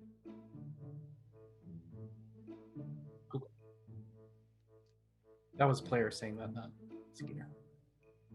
Because I always need to make sure, because some people think it's like, but it removes the poison condition. No. It just helps Here's the thing, it's called anti-poison. Right. Like, I understand the confusion, but that's why I always give an NPC to you to explain it. like your own shopping channel. The person that stands next to the product, just like, yes, look. Any other special accommodations you were all looking for? Mittens, rope, climbing gear, small detonary explosives. Taryn, correct? I believe you're familiar with the interactions of gunpowder and gunsmithing? I am. So you're aware of how these minor explosives, right? Yes. Good. Then you can educate all of them at your leisure. No flames. She says to the entire group. No flame you're ready. around it. Alistair looks. Do we set them up to the thing and then blow it, or do we toss it at the thing and then blows up? So the fuse is set to a 6-second timer. And when you set the fuse, it immediately begins burning. And when the fuse finishes, it has a blast radius of about 5 feet, but if it hits something like a wall, it will send a tremor into it that can potentially cause the wall to collapse. It works very, very well on unformed and unworked stone, so natural stone. Things that are more well worked, it may not give you the desired effect. So when you do this, you roll a d20. So long as you don't roll a 1, it works properly. But if you do this near something that is worked stone, then it's 10 or higher. Your success. Does that kind of tie it all together? If we make a bundle. If you do that, it just extends the radius of the explosion more and more. Yeah. Tracking. Okay. So, is it considered a light weapon? It is considered a thrown weapon. Okay, because if it was a light weapon and I miss the target, it bounces back. Oh yeah, throw arm master. And it is an action to utilize it, unless you're a thief rogue. Yeah, right. Just showing off the fact that you have a bonus action. Yep. Oh, but side note. Thief rogues are so undervalued, and I don't understand it. Especially so with the fucking augmentation system.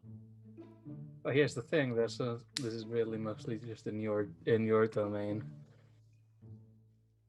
Outside of it, they're still good.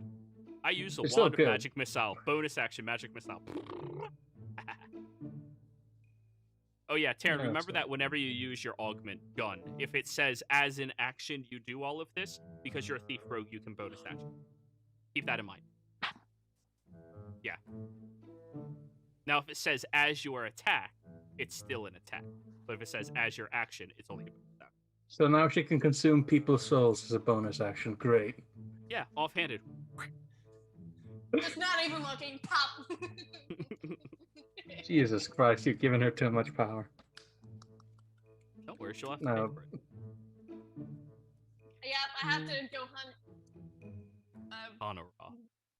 a mid-max build, apparently. He's scary. Anyways. So, if that'll be everything, then how about we all begin heading down? Oh, by the way, I'm going to be taking you all into the basement of my home. What you see down here is not to be repeated to anybody ever.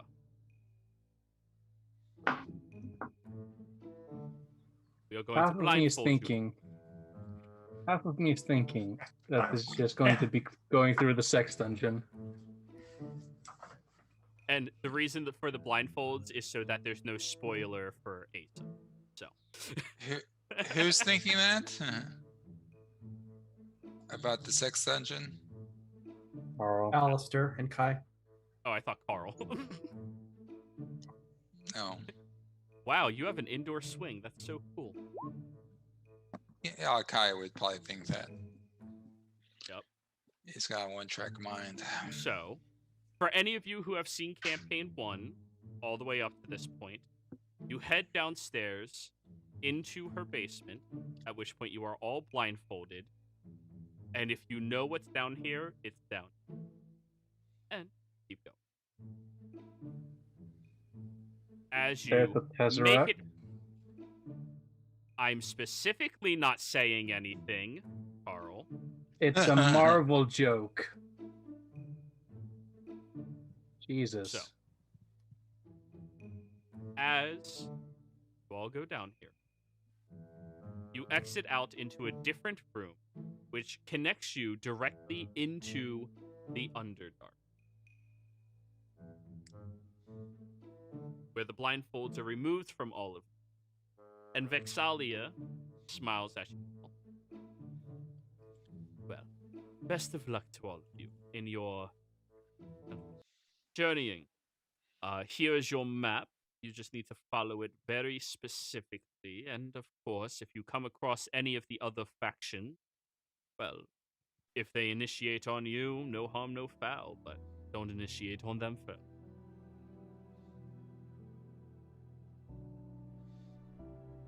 Any question?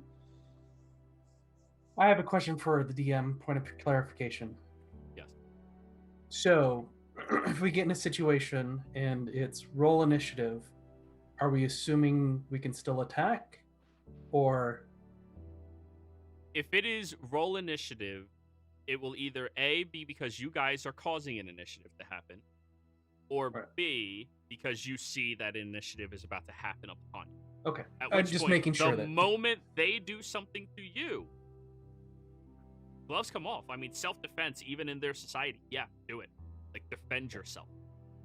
okay, cool. So as long as we but- didn't do anything to trigger it, and okay, I need you guys to roll initiative, we can still. Okay, cool. But triggering it can also be diplomatic. How you are Yeah. treating people, how you are acting. Yeah. Does I Kai's tried freeing all of these people from your captivity initiative.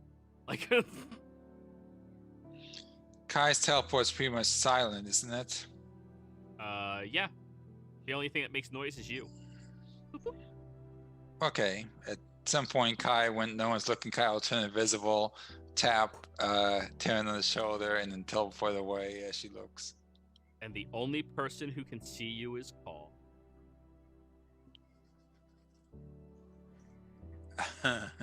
Does Kai knows this? I mean, maybe. Anyway, now that you're all down here inside, oh, that's not the right music. The Underdark. Inside of the Underdark, you see a very nice, well-shaped looking tunnel. It seems to have been collapsed from an ancient section of civilization that utilized it for some type of ritualistic purpose. The stone itself is a soft, deep brown color, and it seems very consistent throughout it, as if they did not use anything other than the stone itself in order to craft this area. Oh, I didn't see your message before. Yes, if you want to take a moment to do that.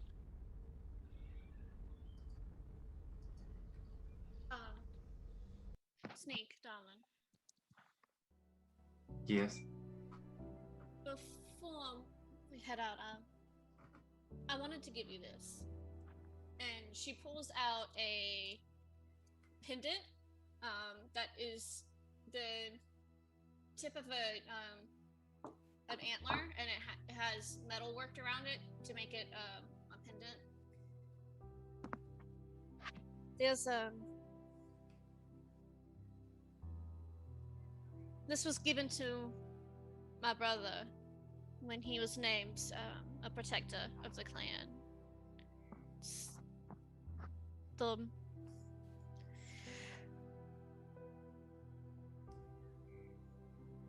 And while I'm gone, you'll have to be that for me. Of course. You know I'm not going to let anything happen to them. I know. The only thing I'm here to protect them from anyway is their own damn fat mouths.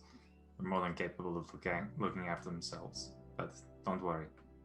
Everyone's gonna be here waiting for you when you get back. I'm trying to lose any more fingers. I'll try. At least, you know, not the other ring finger, please. Certainly. I'll do my best. But Good. Safe travels. And don't let that cat get up to anything weird. I'll try. I have a feeling I'm going to be keeping an eye, and all this is infernal. Yeah. Keeping an eye on him and Kai a little bit more. They seem to be getting along too well. Nothing more suspicious than someone that gets on with Kai and Skeeter. Certainly. I'm just imagining Call is like in the corner again, boxing it up, and just like, I can hear you. Unfortunately, Cole can't speak all languages. I've never said anything about understanding them. That's But yeah, don't worry. I think I have far less to be worrying about than you do. So definitely. I'll miss you. I'll miss you too. And hang on. And he'll pull out one of the a couple of sheets of the Volstrucker paper and hand it to Taryn. Like, I think this would work to keep in touch if needs be. Right. I've seen you do it before, so Yeah. You just write a message, think my name, burn it in a fire. I think. More or less. I'll do that then. Stay safe, love. And you, Turtle Dove. Somewhere, Kai is gagging. Well, Nothing changed. after on who? But after all, You tell me not. You punish me for those jokes. after the heartfelt goodbye, I think this is where we are ending the session, everybody. Keep in mind, there's no session next week as I am going to be on vacation. Viewers, thank you all very much for viewing. Players, thank you all very much for playing. I hope you all had a fantastic time. Do not forget to like, comment, and subscribe, and we will see you next time. Bye.